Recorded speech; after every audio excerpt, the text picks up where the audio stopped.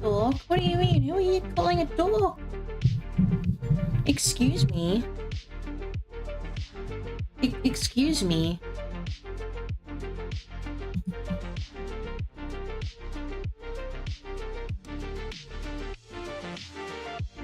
Who are you calling a dog?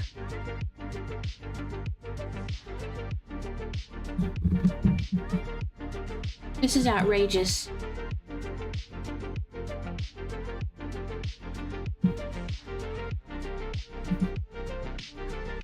This is outrageous.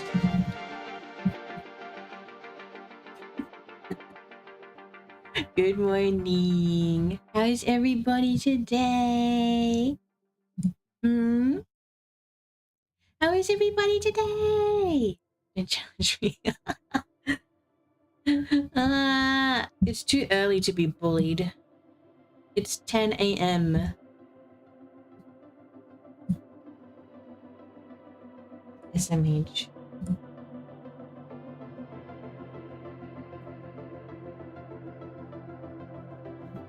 Okay, honestly, I don't know what the plan is today. I'm gonna be so real. It's 1 a.m. Time zones exist. 1 a.m. Goddamn. But yeah, I don't really know what's on the agenda today. We're gonna play games, of course. We'll probably watch videos. But that's the extent of what I know. Maybe some art, actually. I wanna draw for a bit. We have to do drawing friends from memory. That's right. Like, could you do? No! No. No. Nuh-uh. Nuh-uh. Nuh-uh.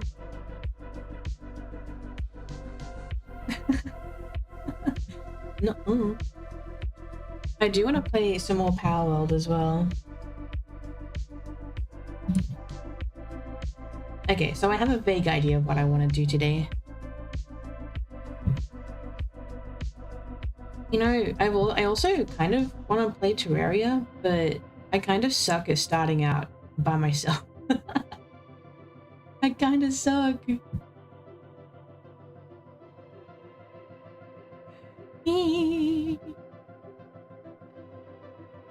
Let's see, hang on, go back to the goals. Oh yeah, the Lego as well. I was thinking of doing that today. But if I do the Lego hand cam, I'll have to like not wear gloves, and I'm shy because you guys will see my hands. And what if you think I have like big fat ogre hands?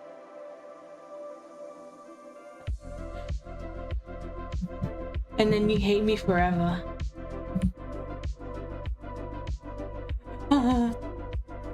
And VR phasmophobia. Nobody's gonna think that. Yippee! Okay. I'm sorry, now I'm being weird. That's like turns out I'm just Shrek in disguise as like an anime girl.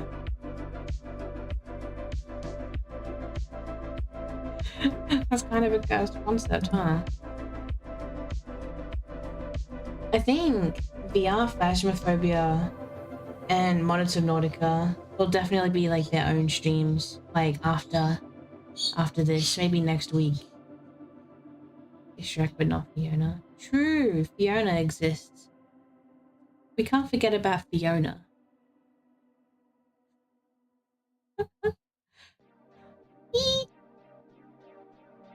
The maid outfit. On the song cover.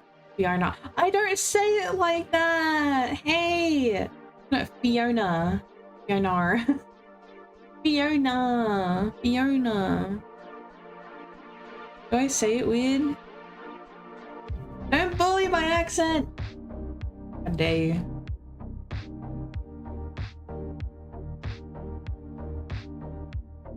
I think I need to turn my light on. My like eye tracking's a bit weird.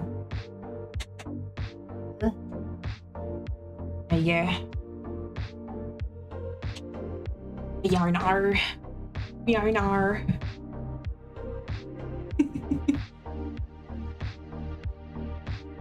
Seeing that like gold bar fully filled up is like crazy. I can't believe that guy, the host, he like dropped that insane dono and then he left without even following. He didn't even follow me. Not that he has to, but like I sent him like a whisper on Twitch just so he knows how grateful I am. Because what if I never see him again? I have to let him know. How much did you donate? It was like 380 Australian dollars. Oh, I need to sign in on Tiltify again. But it's insane. And then he just left. He just left afterwards. I was like, hello, sir.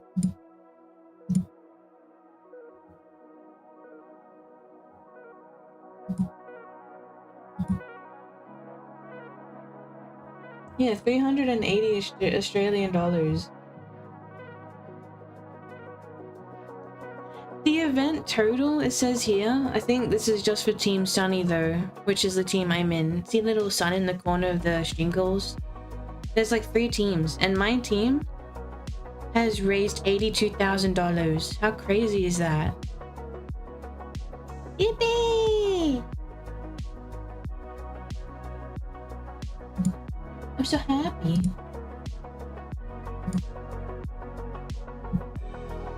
I'm so happy, I'm so happy. So, hello!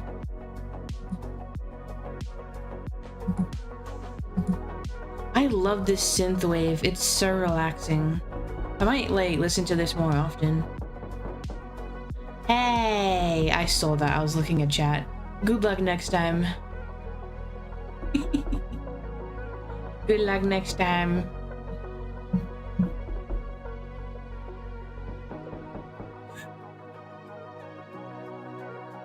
Also, wait.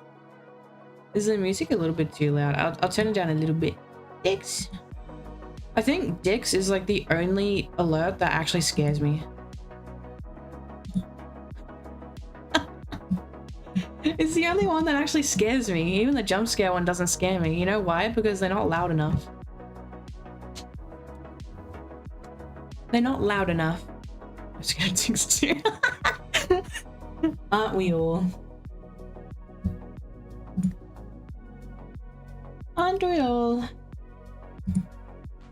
Actually, I don't need that punishment wheel anymore. Ah, go away.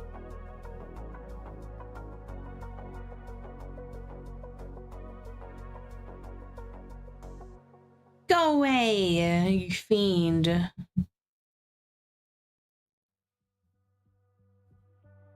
Okay, enough stalling. What should we do first?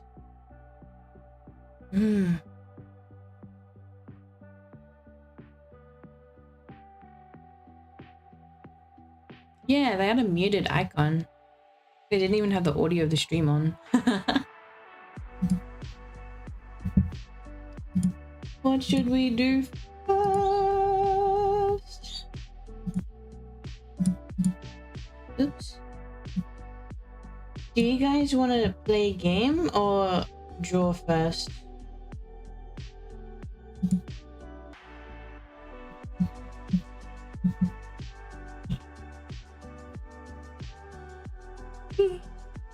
Oh my god, I'm sleepy today. Wow. Wow. Is that so? Wow. Oh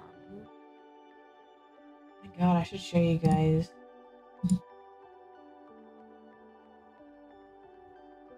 I was planning on like keeping this a surprise, but like what's the point? You already know what the design looks like. There are gonna be some slight changes though.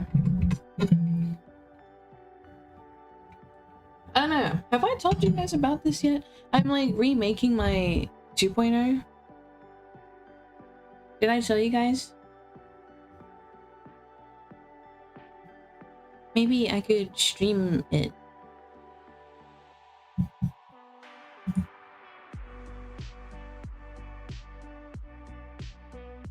I feel like because you guys already know the design, it's not really like, I don't really have to keep it that big of a secret.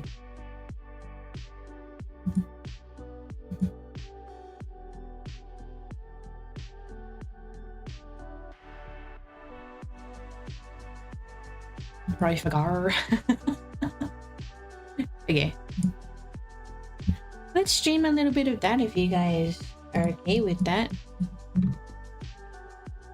Some model making. Blin Rave! Riku, my beloved.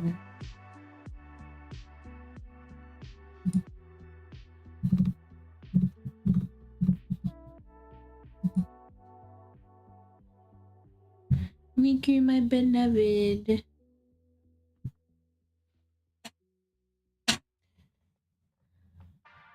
You know the streamer? Of course. I loved Diabiku. I haven't been able to renew my subscription, but I've been subbed, like my sub streak is at like almost 2 years. Let's go give to the sub. Oh yeah, nice. She's like doing like a subathon, so that's probably why. She's really cool. If you haven't really watched her that much, you definitely should. She's really cool.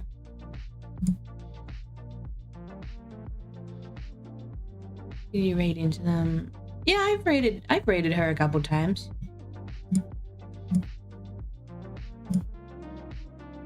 I have indeed raided her a couple times.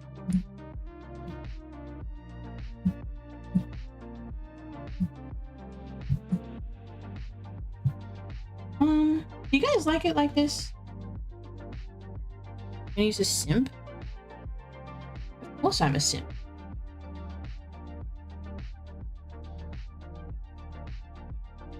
Oh, I haven't raided into her recently, but apparently I think as long as wait no, hang on. How sub gifting works, I think, is that like anyone can just get given a sub. Like if you give 10 subs, it doesn't have to be followers, but I think it prioritizes followers.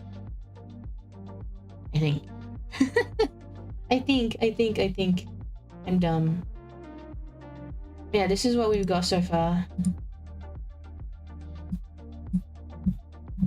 Hang on, I need to get my tablet in front of me. So much on my desk. Not really. There's actually not that much on my desk.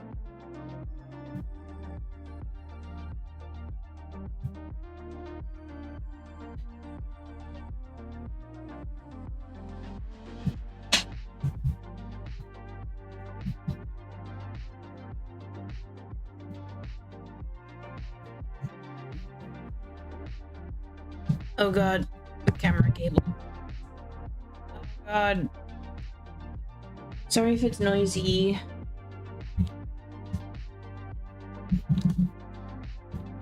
Sorry if it's noisy.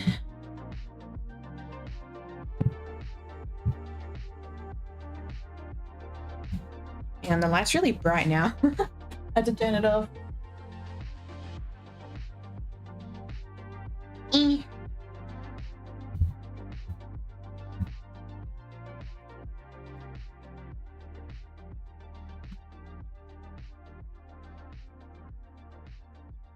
I need to find a place for these things. I have like my wallet and like a little small plushie on my desk.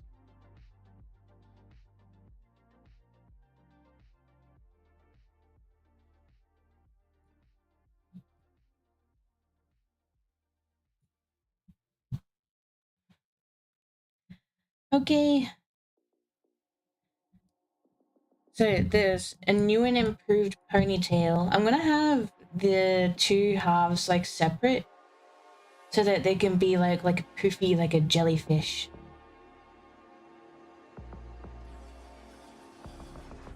Because I really like that.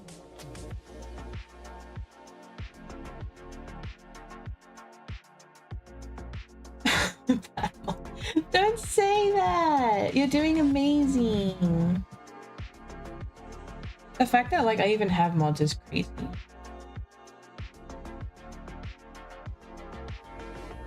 Thank you for being here.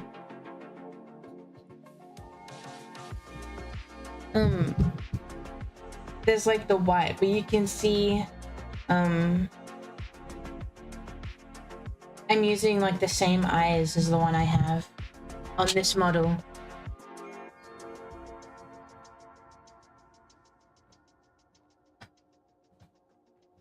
I think the arm on my chair just broke. It's been coming loose for a while. I think it finally just went. If I put any pressure on it, I'm scared it's gonna like fall off.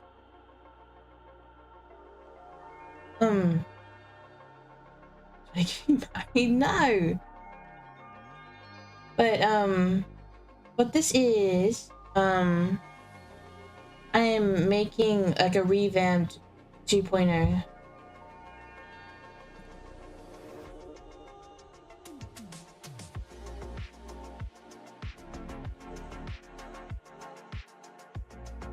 Yeah.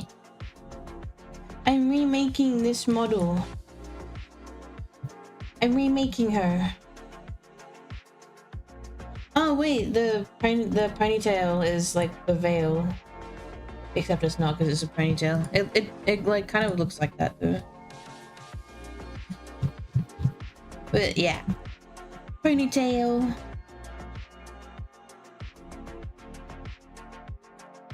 But like this is still meant to be like my actual default outfit. So I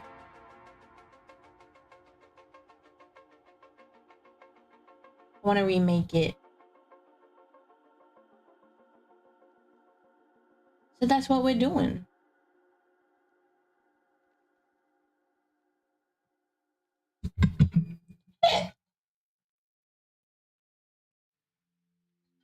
It feels really weird using this model again. Not gonna lie. It feels really weird.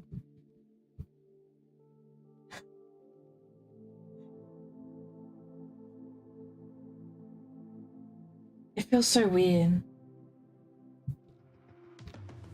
Also, I figured out what I want to do with my tail. Because if you didn't notice, I didn't put a tail on my new model. My emo one. Because I was just so traumatized from this one that I'm using now.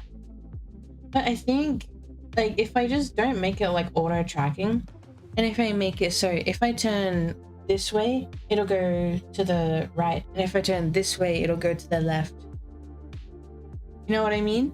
I think that'll be much easier. I still it's style, damn it. It's style.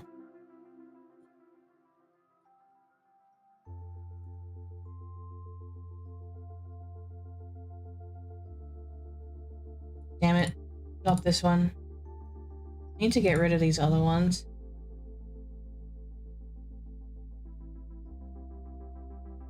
There we go. She's back.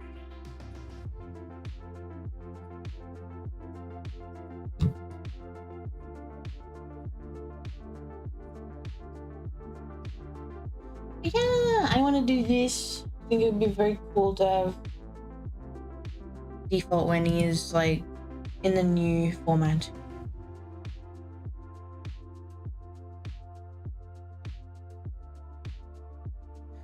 Yeah, this model doesn't have a tail. I half forgot and half was too lazy. So this model doesn't have a tail.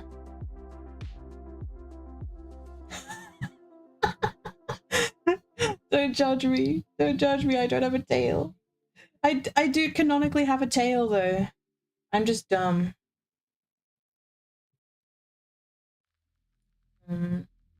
Yeah, I'm getting rid of the boots, by the way. And we're going with these shoes instead.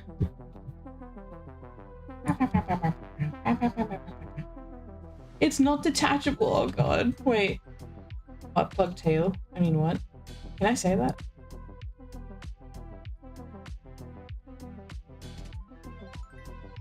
Look, so I don't forget, we'll make the tail right now.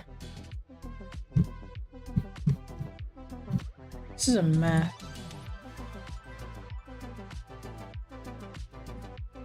Oh yeah, I've already started the coat, looks like.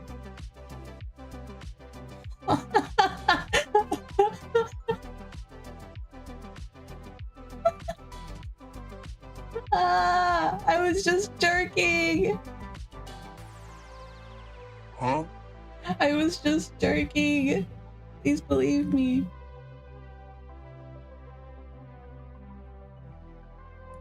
But yeah, we've already got the coat sketch.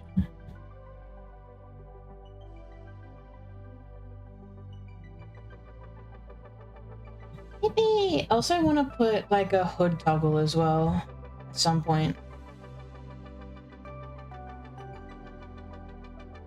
Is it big enough? Is the art section big enough for you guys?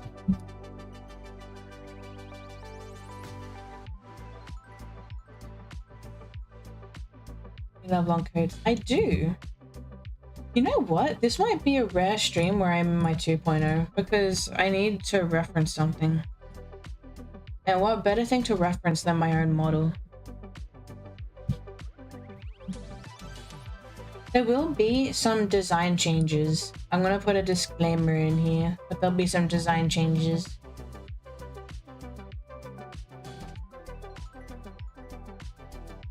If that's okay.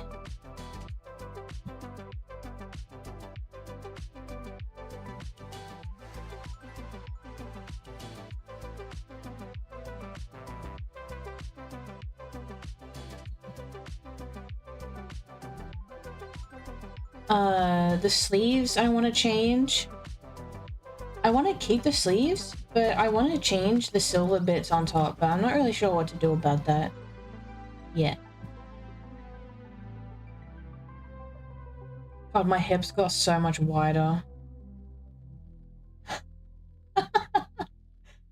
My hips go so much wider. Also kind of want to revamp the tail. You know what? Now that I look at these shoes, though, they're not really doing it for me. Let's get rid of them and start again. Hips don't lie? They don't. They don't lie.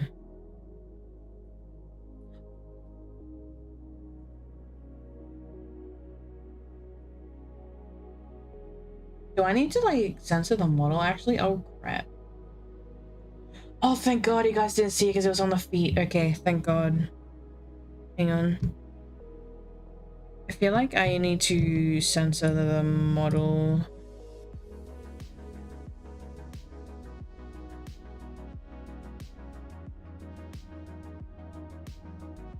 Are your toes? Don't worry about it.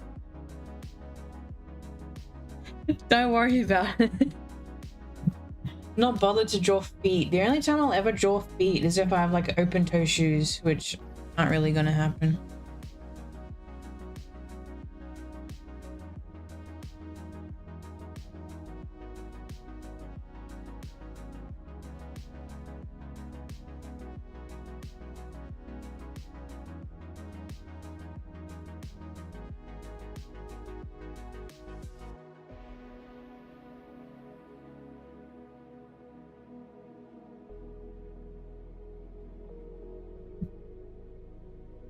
I'd like to have like open toe like shoes on like a summer outfit maybe. Okay, I feel like we're good now. These are gonna be my new eyes, by the way. If you can't tell, they are just recolored. But I really like how the colors turned out with the hue shift. So I really like the purple and the blue, so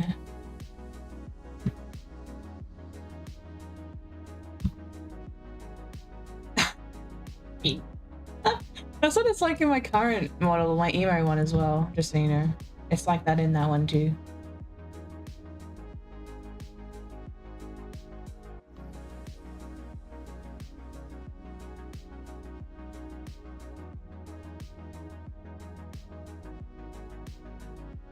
Why is there like white over that? Okay, we've got the Twitch sensor now.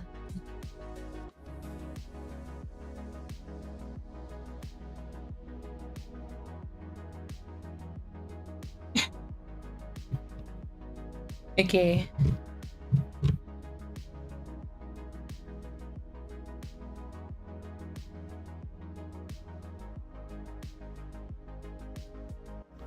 Let's put this back. Hang on, I was doing another design and I had shoes that I drew for them, but I kind of want to use them for this model instead because they do look really cool. Let me just get them. I'm just gonna hide my screen just in case my files get shown. Because, like, it's really cool. And it's a big file. It's gonna take a bit to open. Yeah, these shoes are awesome. I might tweak them just a little bit.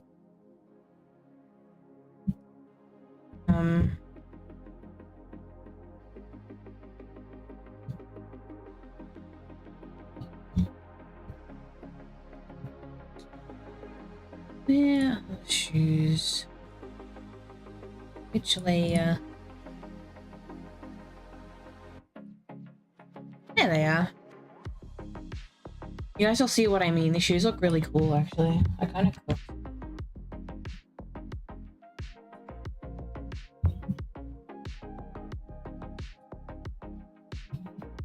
It looks so cool.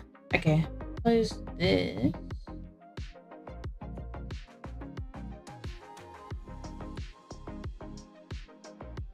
See, look at these. I spent quite a while on Pinterest looking for references. I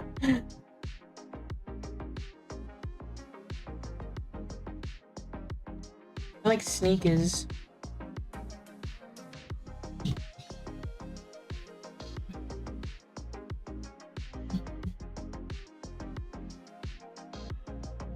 Could put some of those like air holes that you see shoes have. You know what I mean? You know what I mean? You know what I mean? You think they're fitting? You think they're fitting? Yippee! I like big chunky shoes.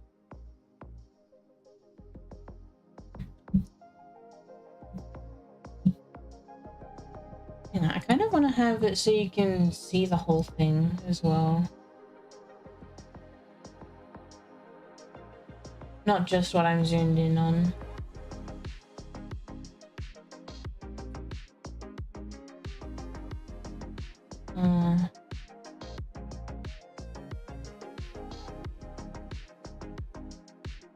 Yeah, there we go.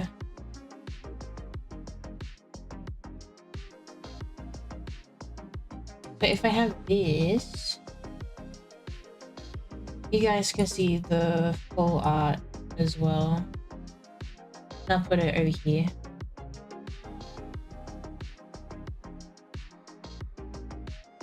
Perfect! Chunky like a monkey? Chunky monkey?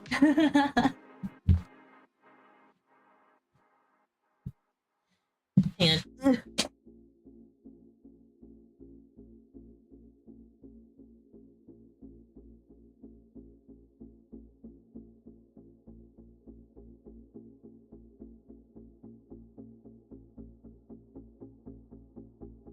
Yeah, like this setup works fine for me. So that's cool. Alright, I'll get rid of this stuff because this was for the other design. Maybe we can put our own kind of thing in there.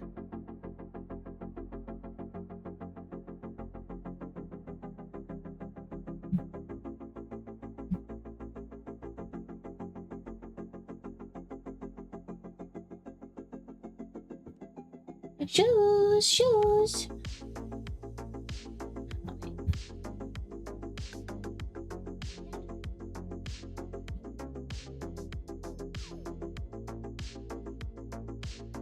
Alright. I feel like we can not do the shoes just yet though. I need to organize my layers. There's layers with just nothing. I'm like so bad for that.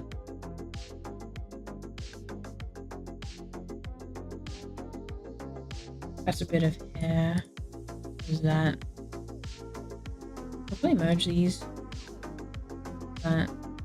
We can get rid of that. And that.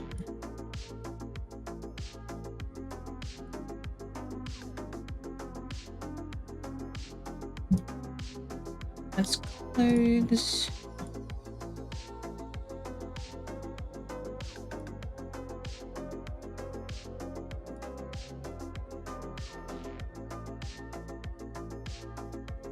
Let's merge this stuff so the shorts are all one.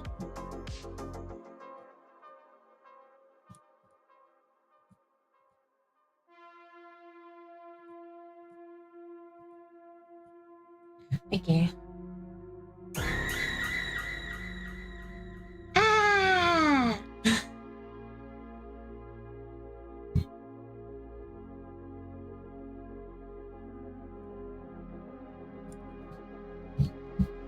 Rename this.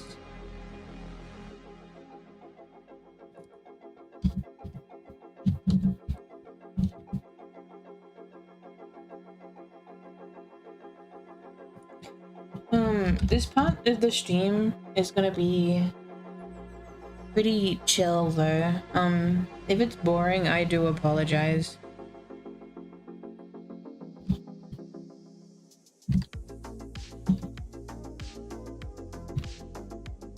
But it's nice to have, you know, chill stream every now and then. Okay, all of this stuff is renamed. Awesome. Yeah, virtual of course.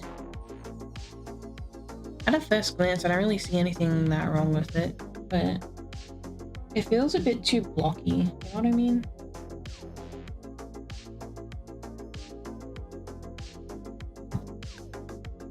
Ugh. Alright, let's do the tail before I forget again. Yeah. How do I want to do this?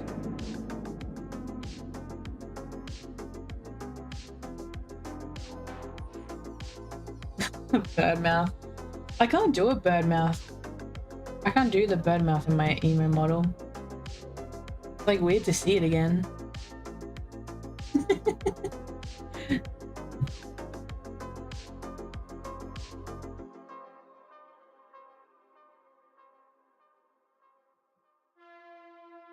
That's not straight, is it? Man, what? I usually draw with it on a 7, right?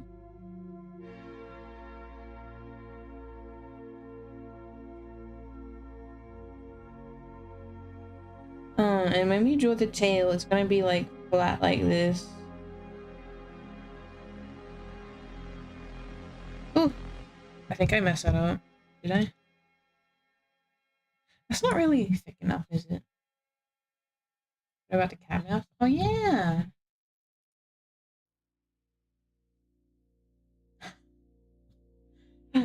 The cat mouth has returned. Has returned.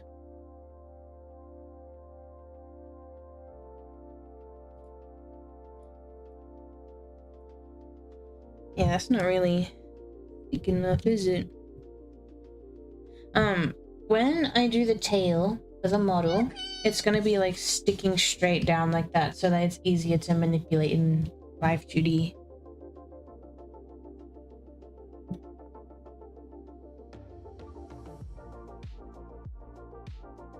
Gosh, maybe I can even do... Oh, that's a bit too thick. Maybe I can even do a rigging stream.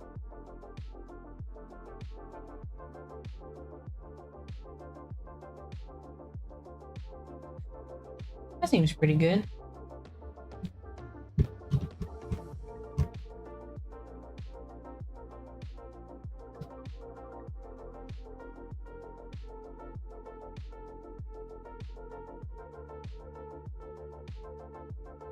This part doesn't matter as much. I'm just being a bit pedantic.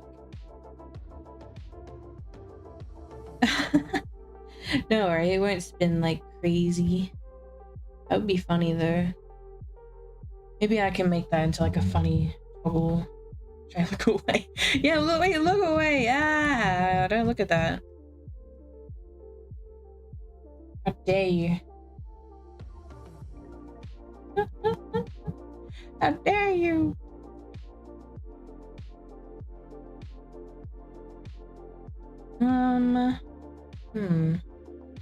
I kind of want to do one of those cool, like, detached tails. That does not make sense. Not detached. Like, there's like floating bits here. Maybe we'll end it off at like a point. I feel like I have to get rid of the symmetry.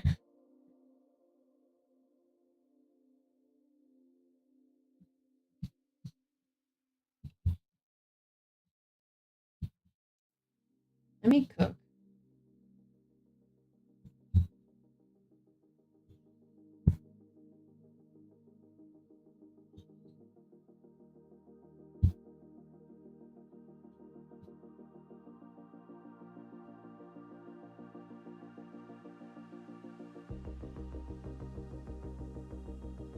Let me cook.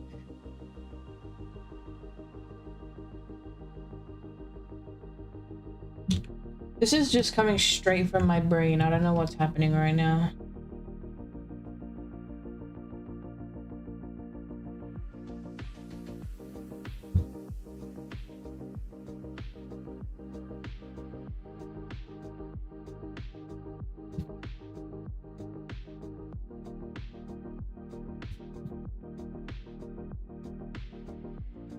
What is happening?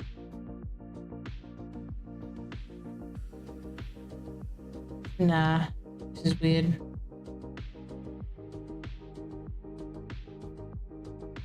Hang on, turn the symmetry back on.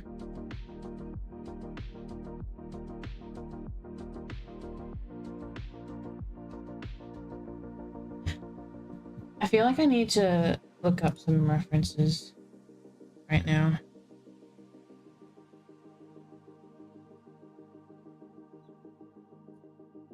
Oh, Pinterest.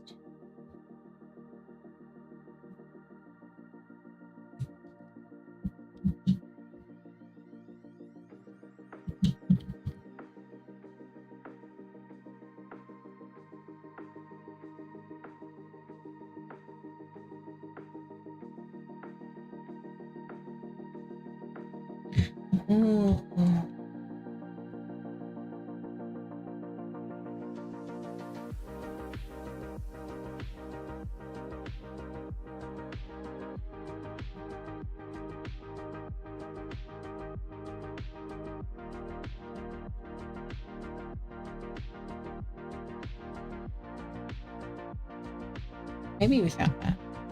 But this part will be like see-through. So like only this part will have color. But I need to spice it up a little bit. I think that's pretty cool though. Man, let's look at some more pictures.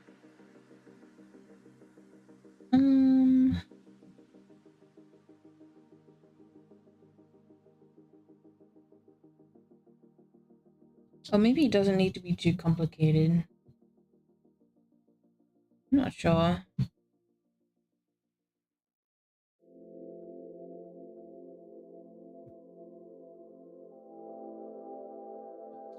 Oh, there's so much AI on Pinterest. Why? Yeah, why?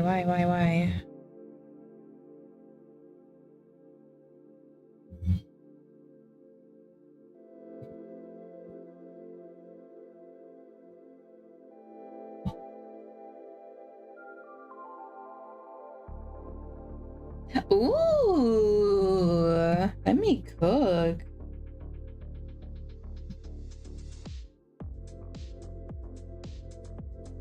Let me cook. Okay, I like that. Let's leave that for now.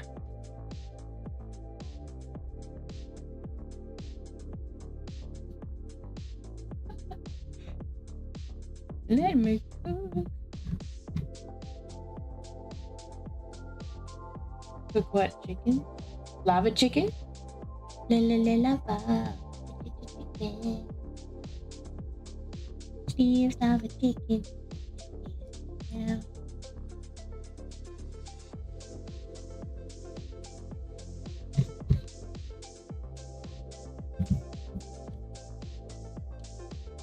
Oops.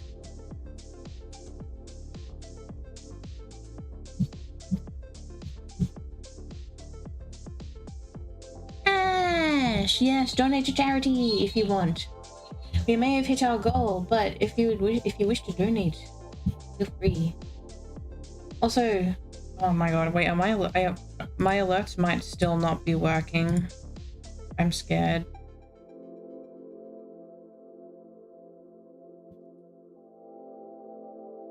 I'm scared. What if they're not working still?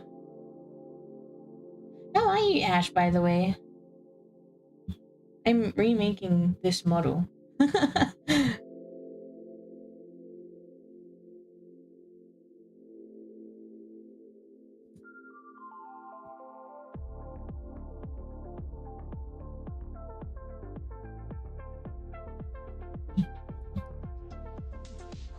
No work, no! But yeah, we're doing good here. We're just chilling. We're just chilling, doing some drawing.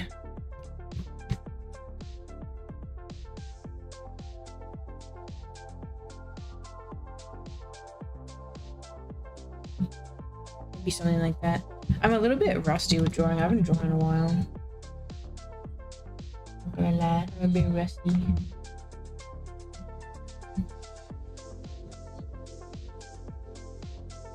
How will the glove look? Probably go like that.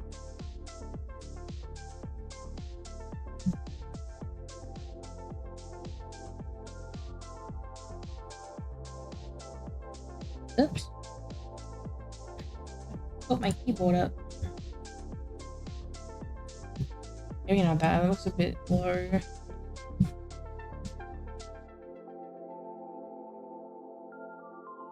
Oh, maybe like that.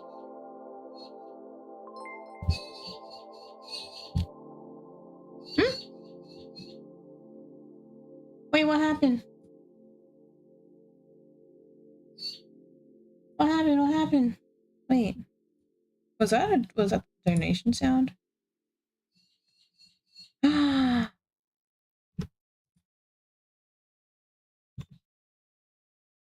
Who did that? Oh, Ash! Thank you! Oh my goodness! Thank you for donating 10! It's going to a good cause.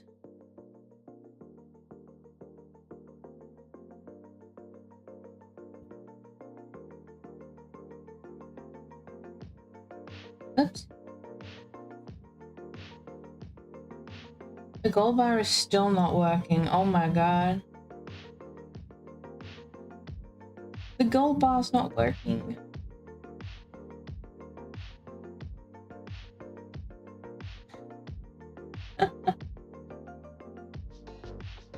Thank you so much though. Yay! Yippee! Yes, you caught me. You caught me in time. That's very generous of you. No. Oh my god, I'm gonna sneeze. Never mind.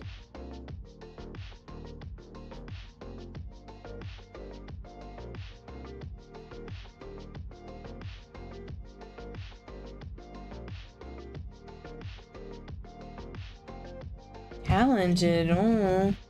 There's big words being thrown around right now. Those are big words. I'm not talented. No.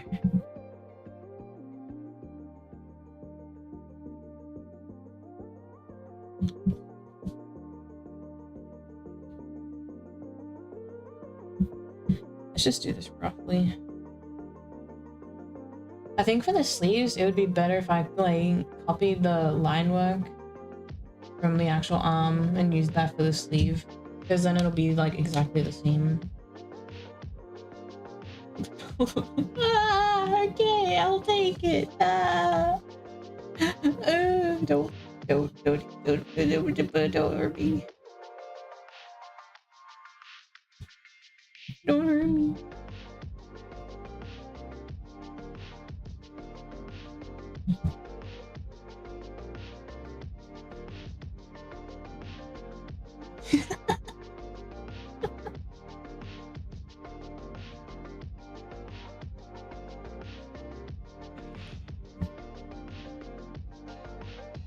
Oh my goodness, why am I so tired?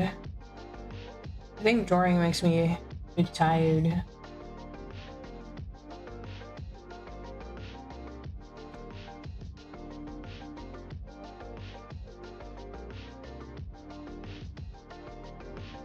Oh yeah, the belt was something I needed to work on too. This belt buckle that's on my cyber model is like a real pain in my ass to draw. It's so hard to draw. Why did I do it like this?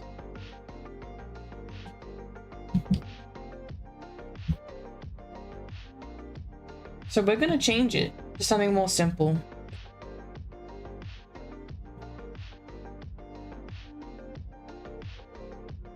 We're changing it to something more simple, so that I don't have to rip my hair out every time I draw this.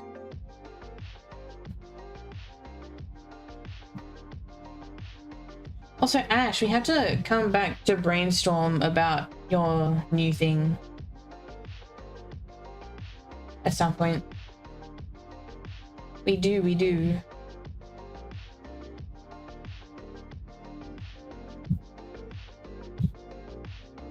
I'm thinking square, and then simple but effective, no?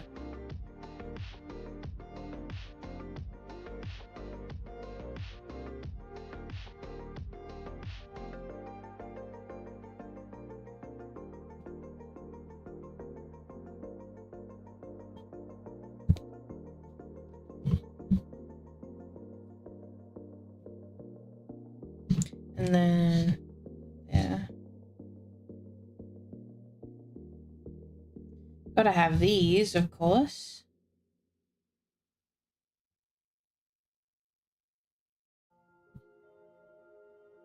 Gotta have these.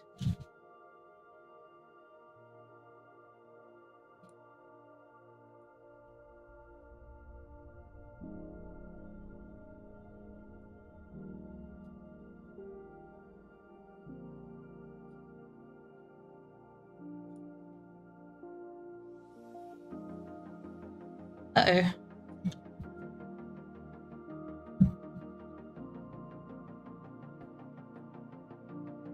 Hang on, I'm moving stuff around at the moment. Don't mind me.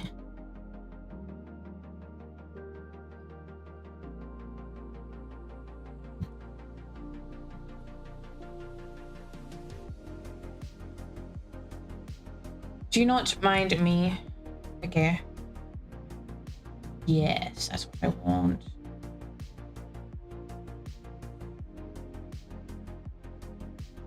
Yippee! Okay.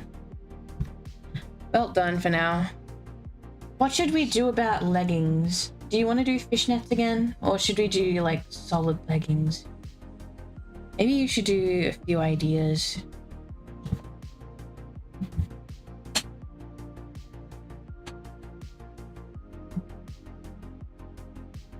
So, should we do same asymmetrical again?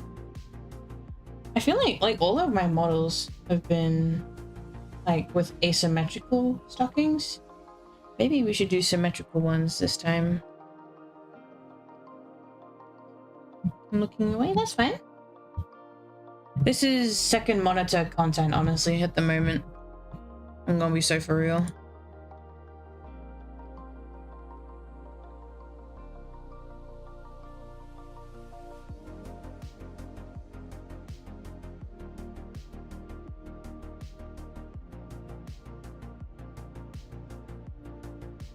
Maybe we should go lower. Nah, we gotta have the thigh pudge. Maybe like here. And then I'll remake the thigh so that it's like pudgy.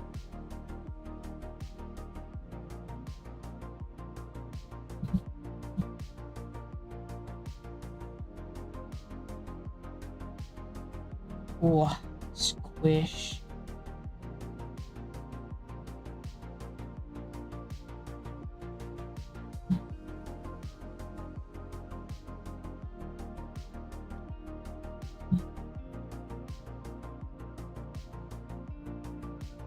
Squish.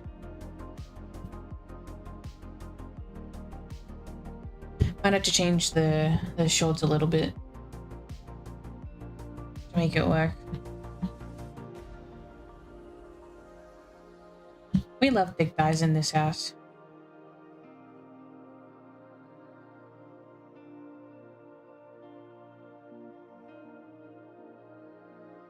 We do, we do.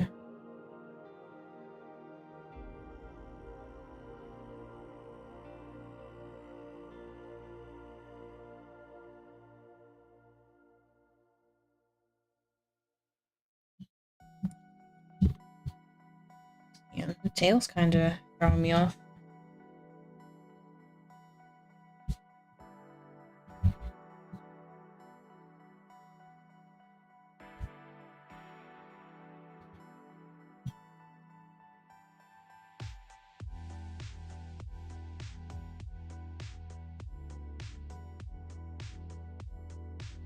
All right.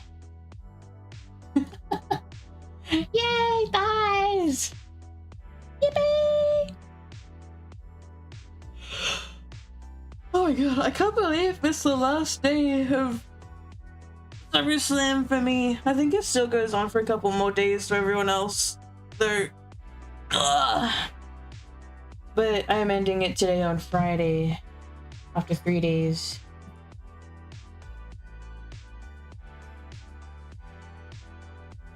I can't wait for next year. I wonder how much we'll raise next year.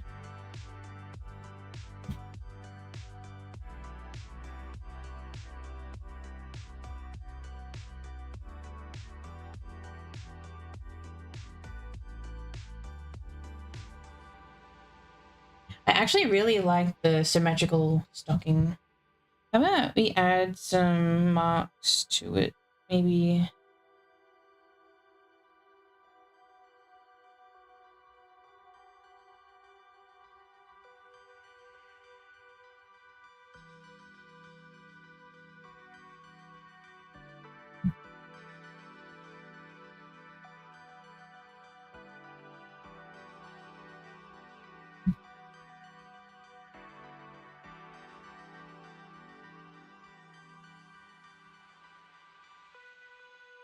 Is that too much?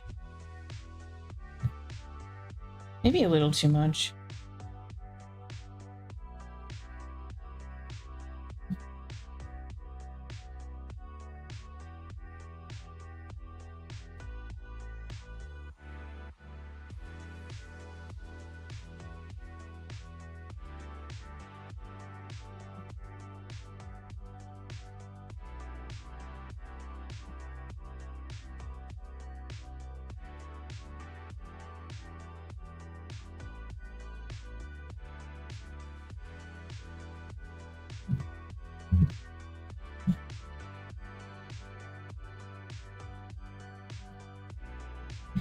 Oopsies. Nah, I don't like that. Yuck.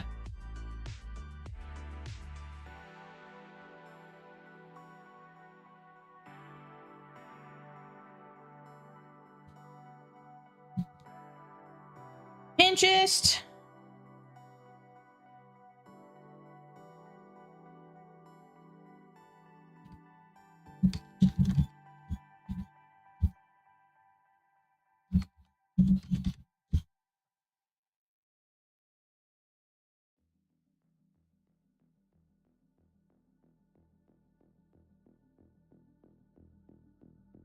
Oh, there's some really cool things in here.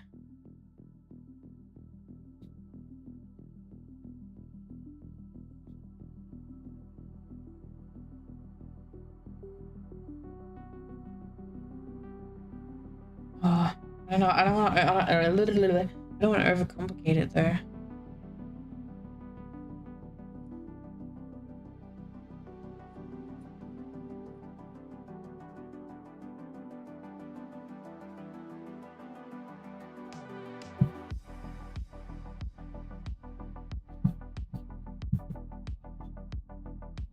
I know I have a material for this somewhere.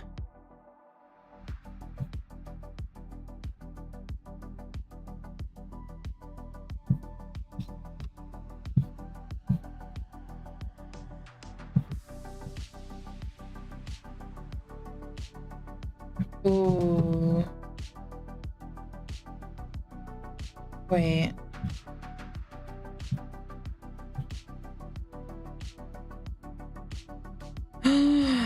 Oh, I just had a genius idea. Incorporate the...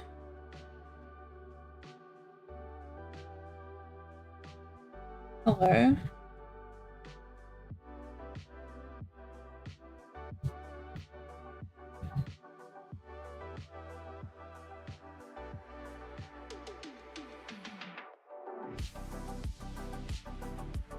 I can't see it.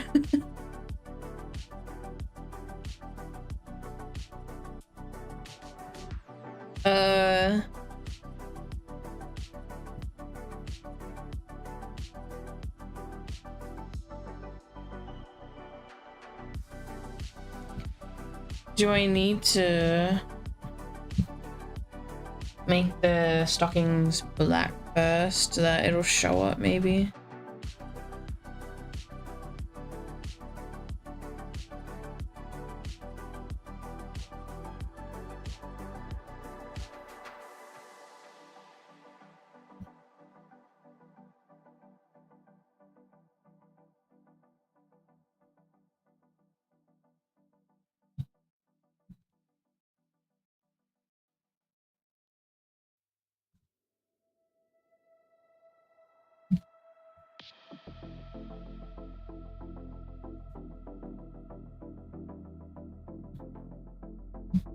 Where are the gaps?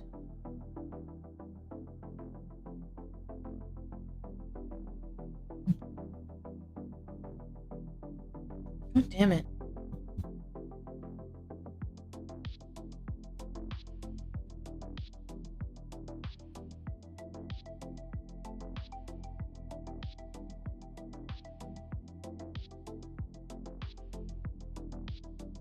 Why can't you make my life easier for me?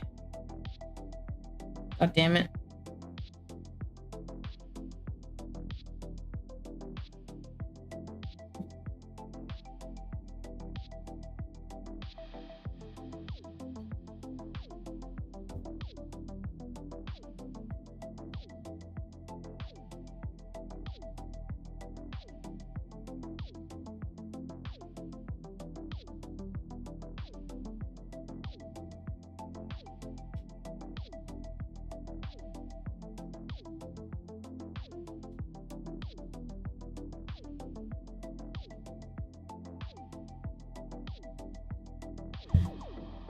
And then fill out parts I accidentally got rid of.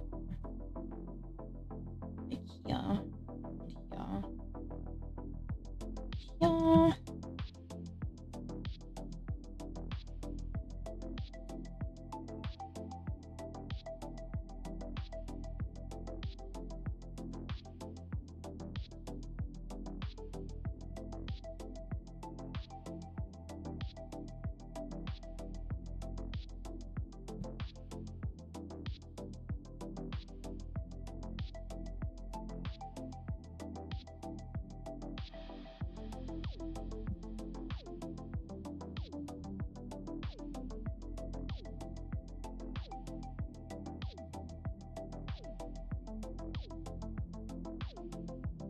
Alright, there we go.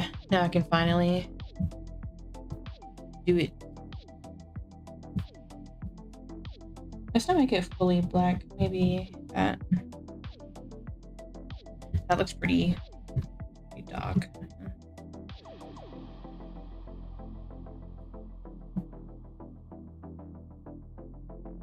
Let's just go with that and fill it in a little bit better.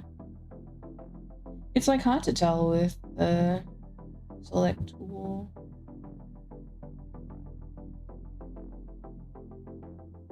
If you filled it in enough.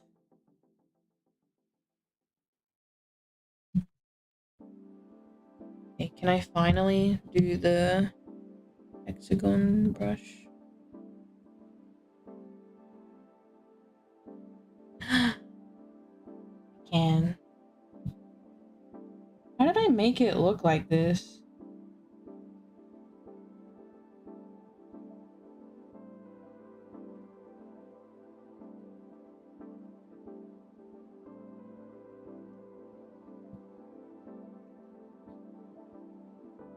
Frick.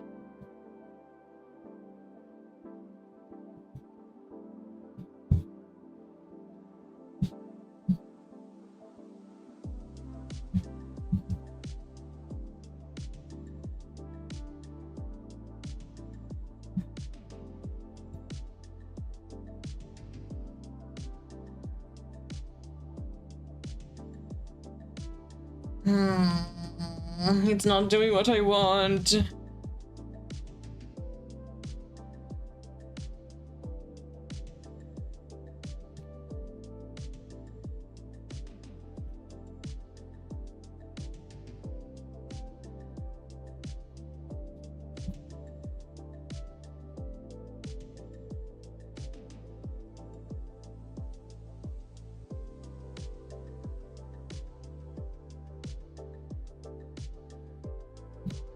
What are you trying to do? I'm trying to make these scale things look good, but it's not really working.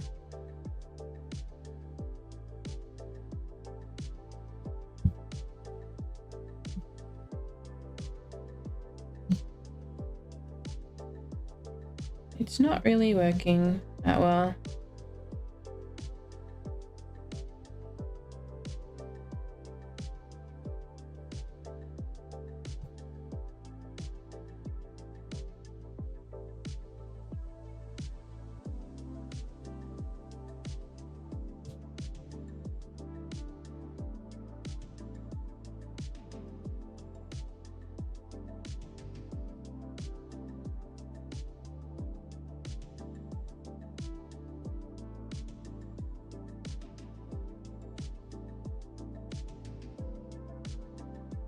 And now I'm trying to give them a bit more depth, but I don't think it's really working either.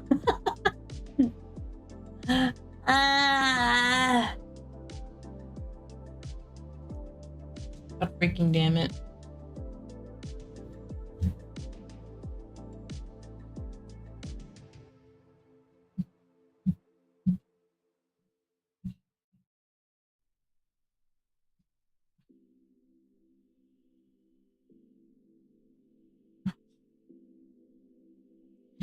Am I such an idiot?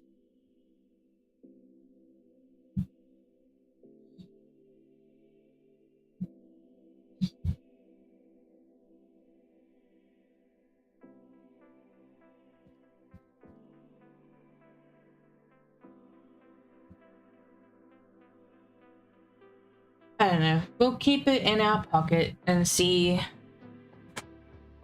if we have any better ideas.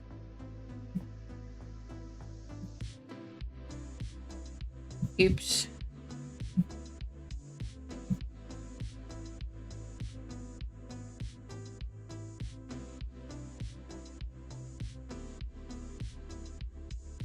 Because I'll apply this pattern to the top as well, I think. I think that'll look cool.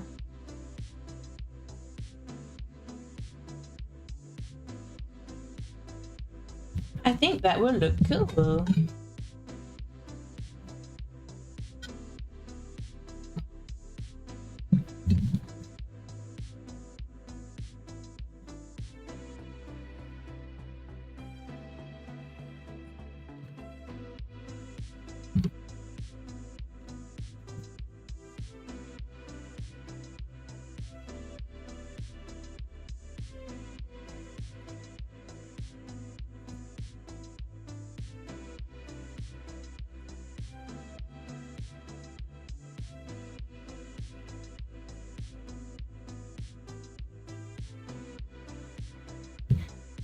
Let's see how this goes.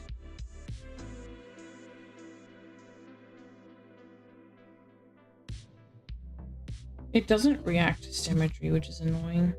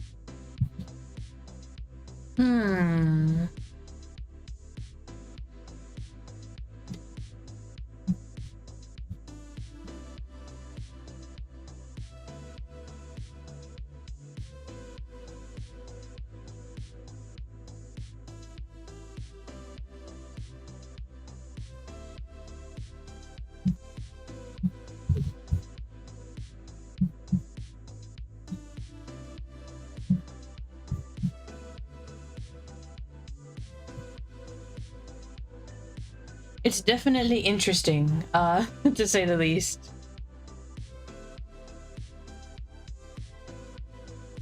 Maybe if it's less visible.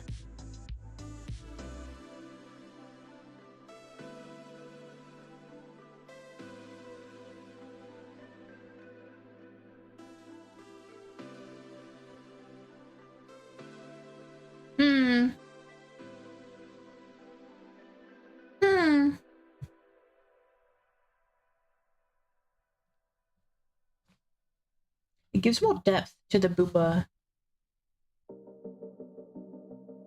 It does give more depth.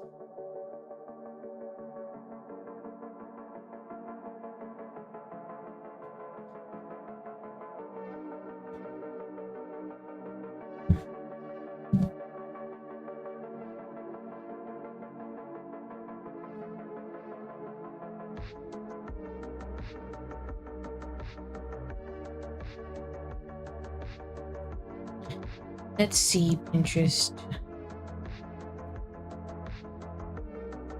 It's not really giving me anything anymore. Oh god, it's all just AI. God damn it. Oh, I don't know of any other sites though to use. I must look for some.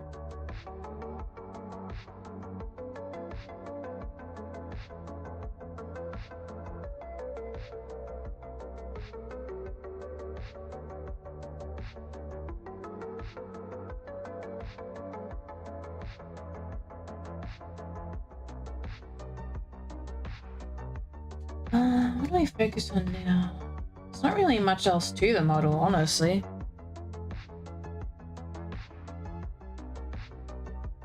Yes, the boobies are bigger, low-key. This is the same size as what they are in my emo model, by the way.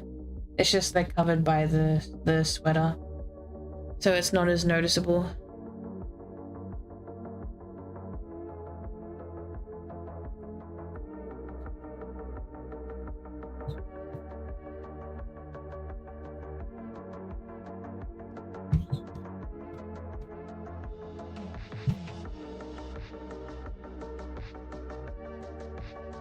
Is it bad that I have big boobies?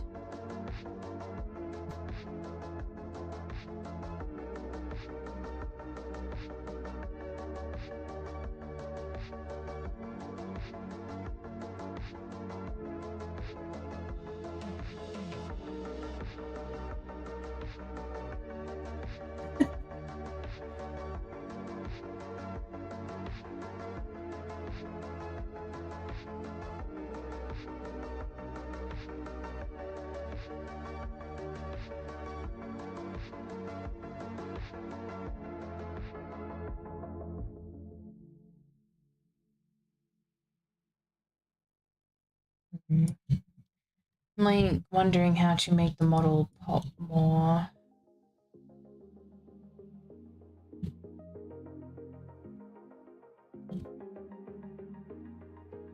How do I make it pop?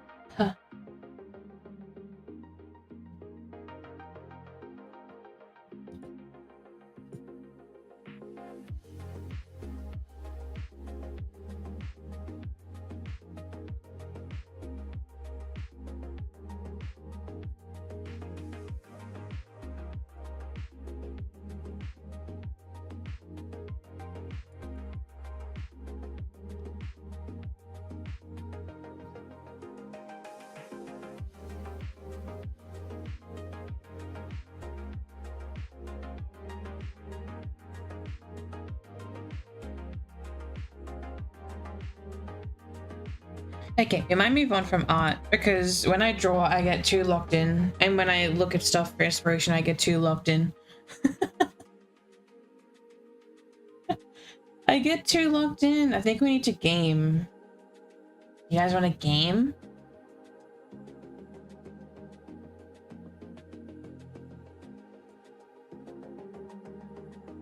We made some progress though. Yippee, progress! Yippee! Yippee!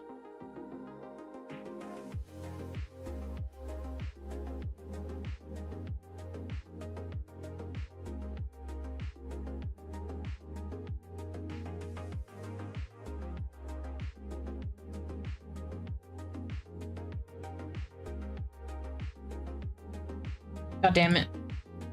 God damn it.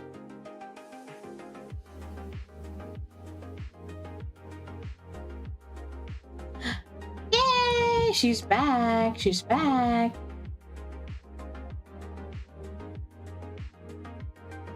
She's back.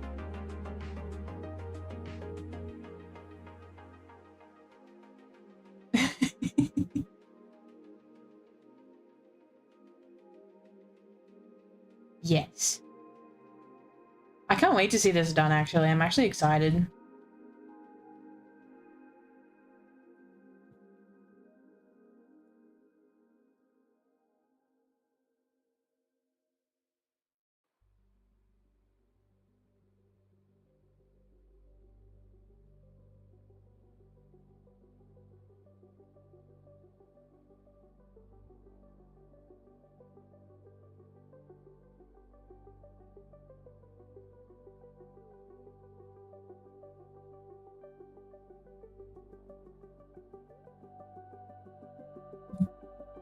Yippee! Yippee! Yippee! Yippee! Yippee! Alright, save and close for now.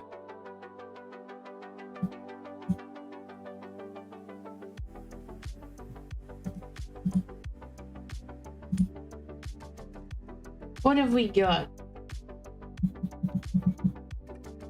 You know what? I do kind of want to do Lego. I kind of feel like building my Lego dinosaur.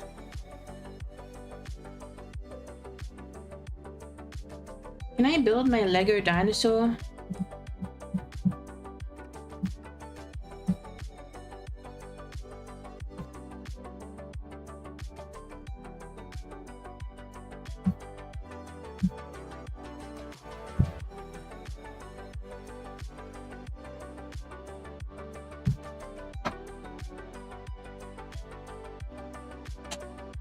You think people...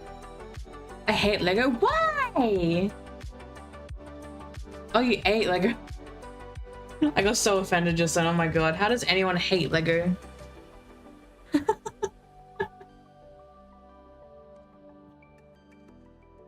I have to move my meds. Get off my desk. Guys, listen. It's not showing up. God damn it.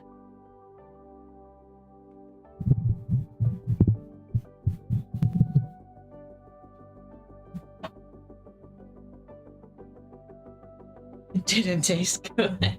I mean, it's plastic. What did you expect, my guy?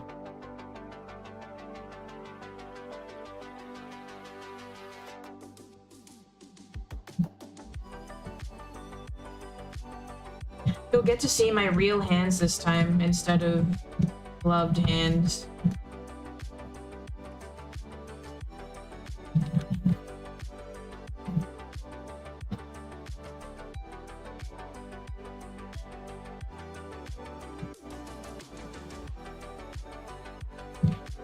Oh, this is hard to do without making too much noise. Hang on, I might mute my mic for a bit.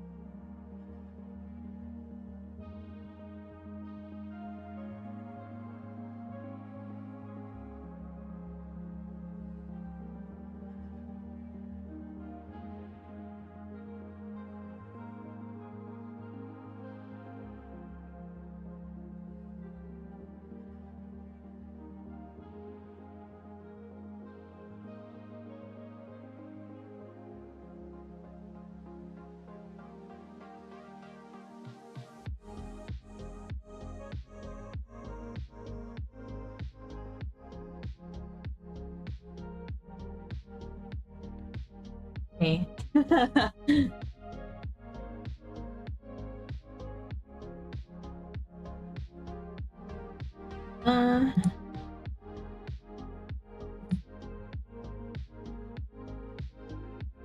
you got a studio mode just in case. What is the hand cam doing? There. Oh god.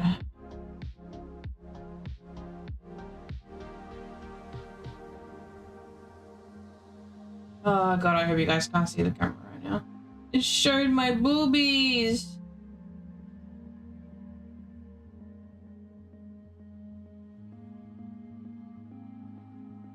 Okay, I feel like that's alright. I saw cans. What? I don't have any cans on with me right now. I don't have any cans.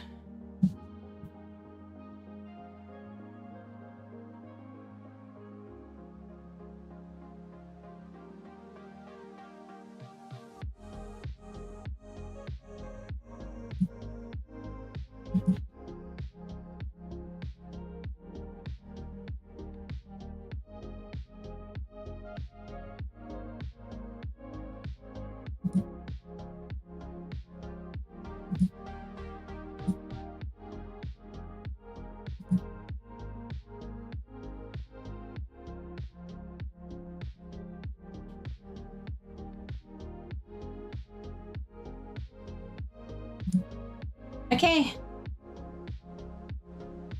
Let's move this way. I don't know what this is, by the way. I think it's just moisture. Also, hello. My real hands. Wow.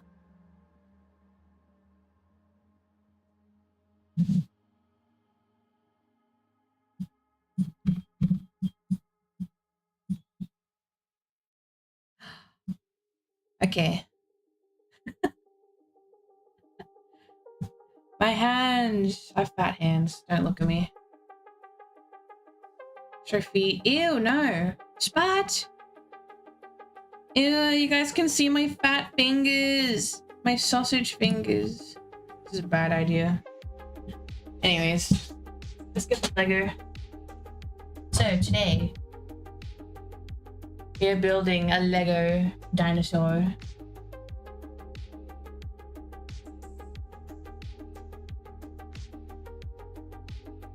Lego dinosaur.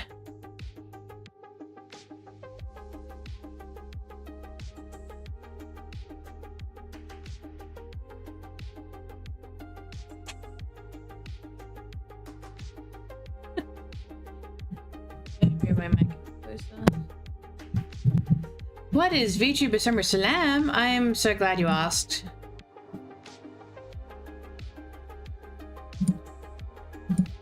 He's had hard trials that I feel like a lot of people. I am so glad you asked. As a little kid, that's gotta be tough. There's research to demonstrate that play helps healing time, it helps reduce length of stay, it allows them to thrive in an environment when they're faced with adversity.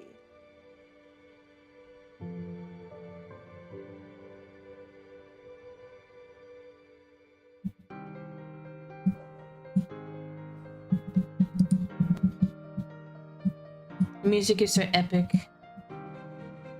The go-karts help make gaming possible inside hospitals. They're portable video game stations that are designed specifically to address the challenges in hospital environment. Each cart is equipped with a lift mechanism, a tray for medical equipment, Oh, wait. a screen that Sorry for double audio, my bad. patient situation, and the entire cart My bad, my is bad. manufactured with medical-grade plastics. They forget about what's happening in that hospital room, as they can use it to distract from a painful procedure. They use it to make the day go by faster. You've just challenged a driver. Hello, I'm Megan. Oh, nice to meet you. I'm Jordan.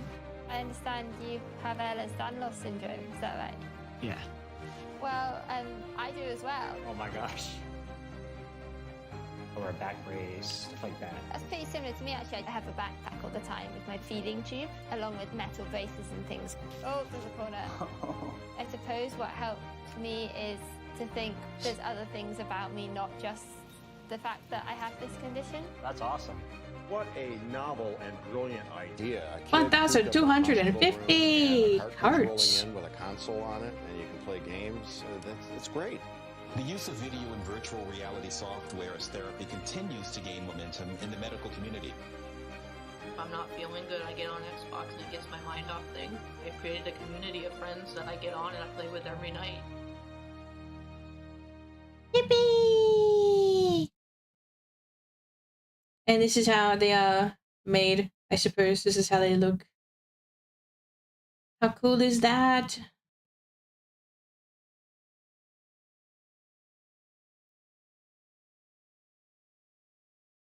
Yippee! Go kart! This is a Gamers Outreach Cart, or Go-Kart for short. It's a portable video game kiosk built specifically for hospitals, created by Gamers Outreach. Each unit helps provide recreation to patients and their families inside hospital rooms. The go-karts can be disinfected easily and have 360 degrees of movement, making them ideal for transport in hospitals. Go-karts can accommodate a variety of gaming consoles. They also come with wired controllers, a gaming monitor, and an assortment of different games. They're equipped with a lift mechanism that allows the height to be adjusted. Go-karts provide a safe, flexible, and efficient way to ensure patients have access to entertainment during their long-term treatment. To learn more about Project Go-Kart, visit gamersoutreach.org.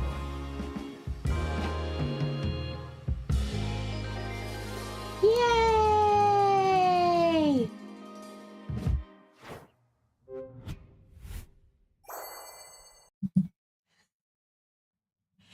Yeah, that's what it is. Yes. Pretty much, we donate to make go-karts to help kids in hospital play games so that they're not sad, and like if they're going through something, it can like help them cheer up and stuff.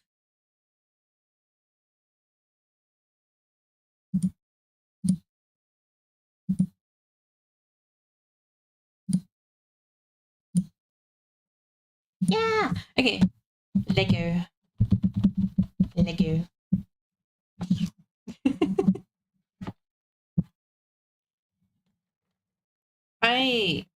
This is a gift. How do I open it? By the way, I have a plushie that looks like just like it. It's very cute and it makes a noise, but it's kind of old now, so it doesn't really make noise anymore. How the heck do I open it?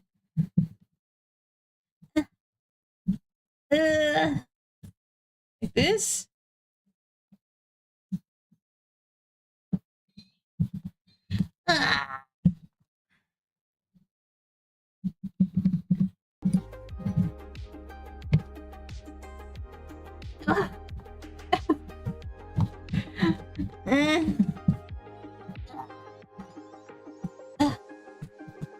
I'm literally destroying this box. How do I open it?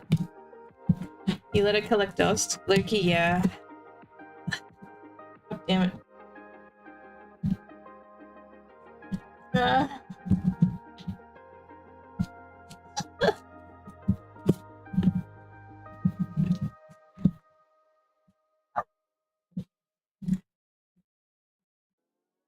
Why is this so hard to open?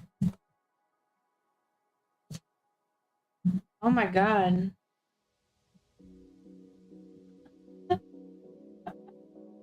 Cut the cameras. Bag one. Bag one. Where are the instructions? There we go. We have instructions.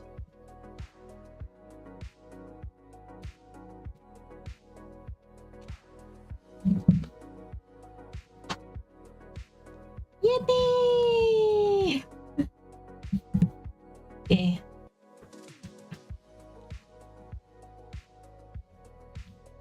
Oh, the first page.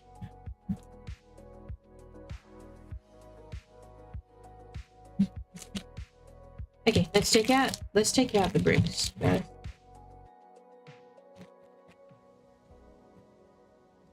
Yeah, these little ones too.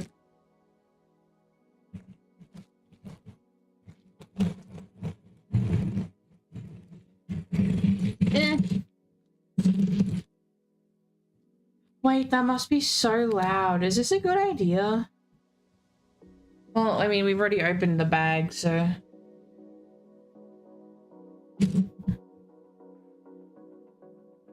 This is not a good time to have a mic on my desk.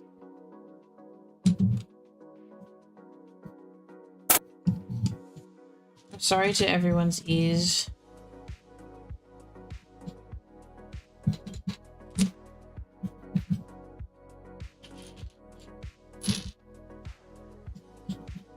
I don't know if I have enough room to organize the pieces like I want. I might just have to do them in color.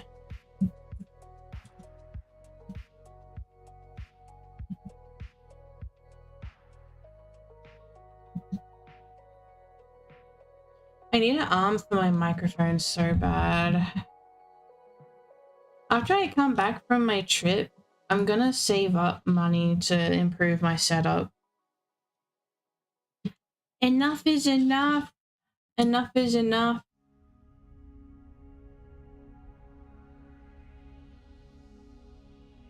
I'm trying to do this like quietly. Wait, what category are we in? Are we in chatting? Hey Soul, can you put it in just chatting? If it's not.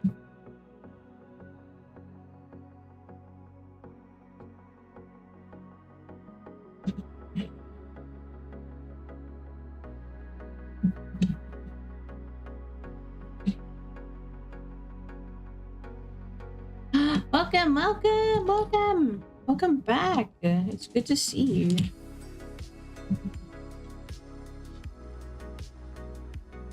I have to do this every time I build Lego, by the way. Otherwise I freak out. Done. Thank you.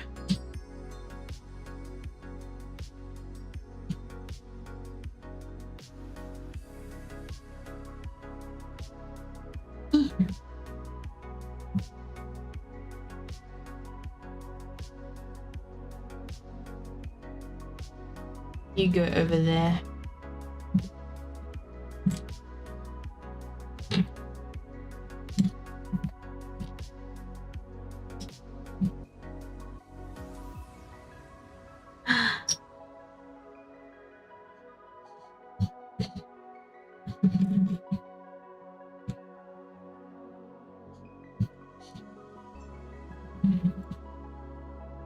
Okay, hold you there. These are big pieces. Big pieces.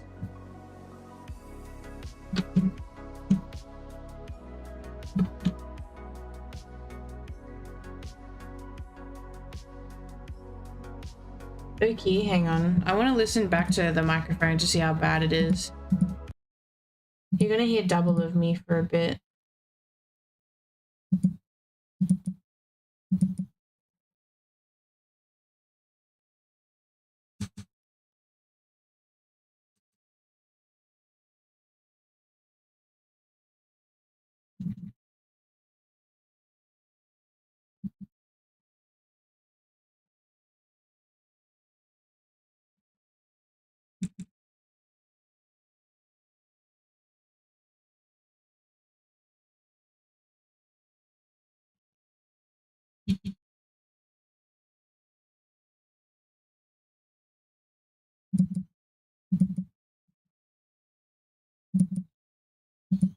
Oh my god, the clicking sounds terrible.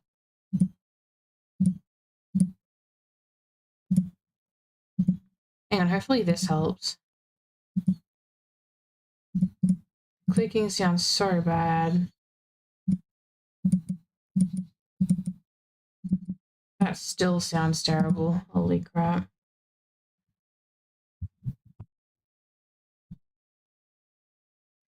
I'm sorry. Why do you guys watch me?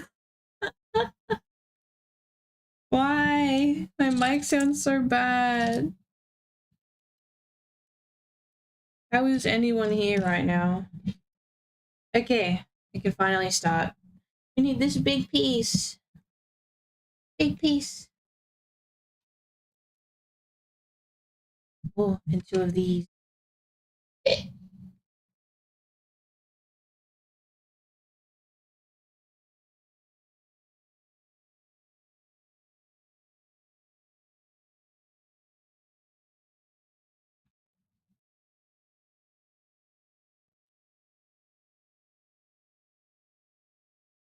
I might do.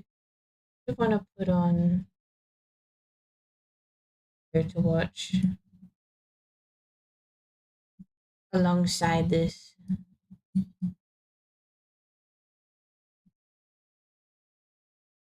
Would you guys like a video?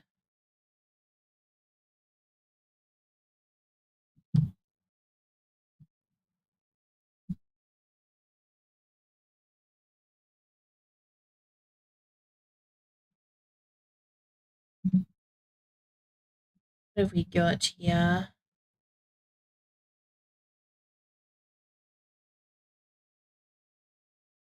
Ooh.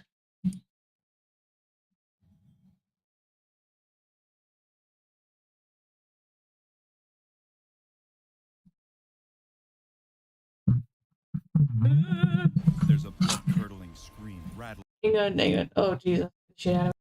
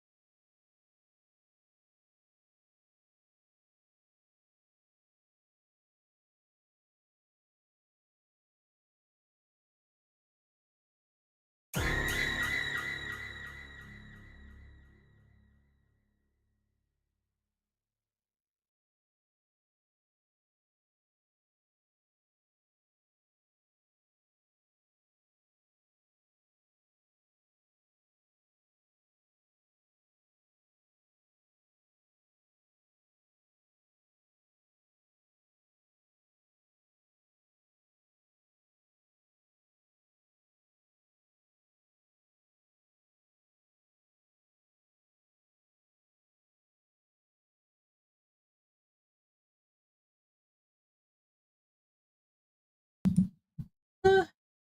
Sorry about that. I just got a sudden phone call.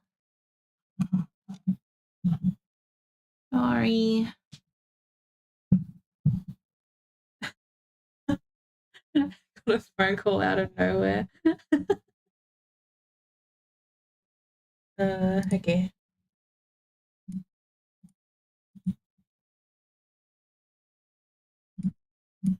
Inside the ice cream. Stalk a mailbox? Hello?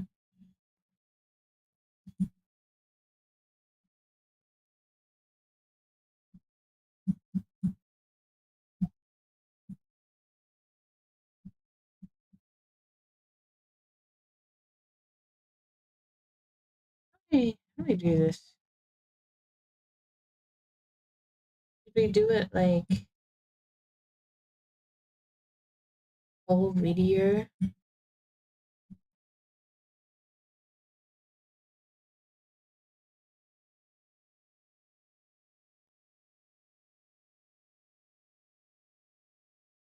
In cam.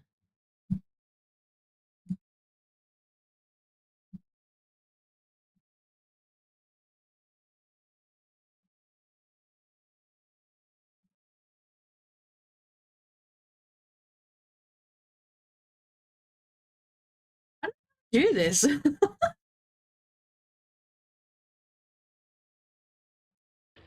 The house is small, but cozy. When the realtor showed it to her, she couldn't help but notice all the flaws. The chipped paint on the door frame, the missing shingles on the roof, the cracks along the kitchen walls, even the dented old mailbox out front. But even with all those imperfections, she can't help but feel this little house is calling to her. It's where she's meant to be. This will be a home for her. Oh, I think this The part's woman in the knows little bag. deep in her heart that this is what she needs to start over. It's not easy.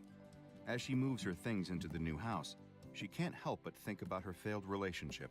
Every piece of furniture, every knick-knack reminds her of her old girlfriend. She unloads a heavy box from the back of her car. She trips She over the curb gay? as she turns toward the house. Lesbians, She let's falls, go! and the contents of the box spill all over the sidewalk. They're old photo albums. She quickly shoves them back into the box, doing her best to avoid looking at them. But one photo, an old vacation snapshot of her and her girlfriend visiting Niagara Falls, catches her eye as it falls out of an album. She bites her lip and wills herself not to tear up as she pushes it back into the box. How can two people who were once so close grow so far apart? The rest of the day passes in a haze. There's lots to do, what with arranging the furniture and calling up all the utilities. By the end of the day, she's exhausted and thankful to fall into bed. As she gradually drifts Yeah, off to Dr. sleep, Bob. she muses on her situation. Today was the hardest day, she tells herself. Every day is only going to get easier from here on out. Time heals all wounds. The next day, she rises early. The sun is shining, birds are chirping. As she walks into her new kitchen to brew a pot of coffee, she's overcome with a sudden surge of good feelings. This house has so much potential. She could learn to live here. She could find a new love here. The world is her oyster, and she's ready for anything. Yes, she tells herself, all I needed was a good night's sleep. Now, she feels totally revitalized. A little while later, she hears the mail truck arrive and depart. Looking out the window, she sees that the delivery person has shoved the little aluminum flag into the upright position, indicating that she has mail. You She have ties her mail. bathrobe around her waist and, still cradling a mug of steaming coffee in her hands, walks to that battered black mailbox at the end of the walkway. That's the first thing that I go, she mumbles to herself as she imagines all her plans to redecorate the house. Maybe she'll get one of those fun mailboxes that come in the shape of a wacky animal or a birdhouse. Something different, something eye-catching. Her old girlfriend never let her do anything fun. She pulls open the mailbox and pulls out a stack of envelopes. Still thinking about the possibilities for a new mailbox, she quickly shuffles through the letters, scanning the return addresses. It would be rare. I've never heard of that. It's mostly junk mail. That's no surprise. She just moved in, so most of her friends don't know her new address yet. Is it like There's one SCP? letter at the bottom of the pile that has no return address. Huh, that's weird, she says. It's probably just more junk mail. She knows that some advertisers don't leave return addresses as a way to pique a recipient's interest and trick them into reading their sales pitches. Nevertheless, she's intrigued enough to tear it open. To her surprise, inside is a handwritten letter. Hello, says the letter. I couldn't help but notice you today. I'm really excited to see a new face in the neighborhood. I hope you enjoy your stay here. Maybe we could meet later? See ya. The woman blinks in confusion. This must be a welcome letter from one of her new neighbors, but since it's not signed, she really has no way of knowing which one.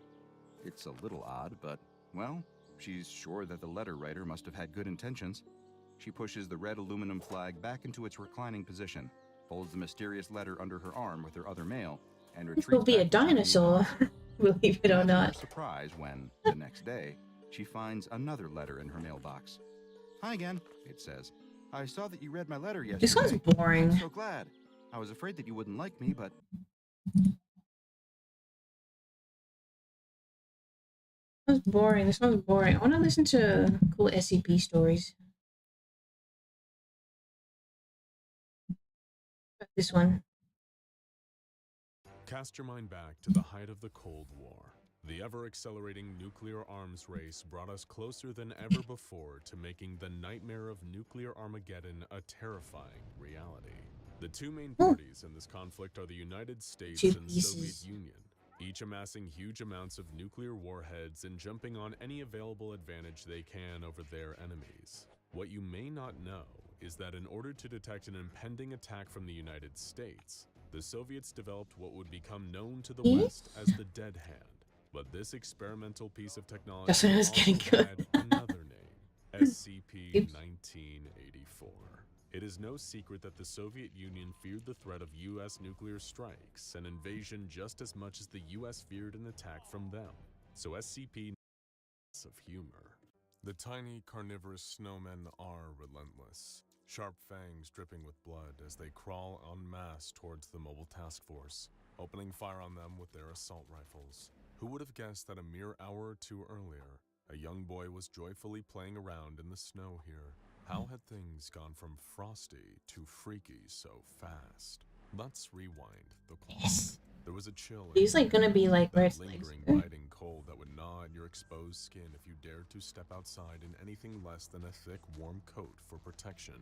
The ground was still coated in a heavy snowfall, a holdover from Christmas just past. Weather that had refused to let Yeah, I kept hearing political things and I was like, nah, we'll skip to the next one. The cynicism of life, the weight of expectations that keep you anchored in the real world, they all coalesce to rob you of the childlike wonder of the snow. As you get older, the snow loses its novelty.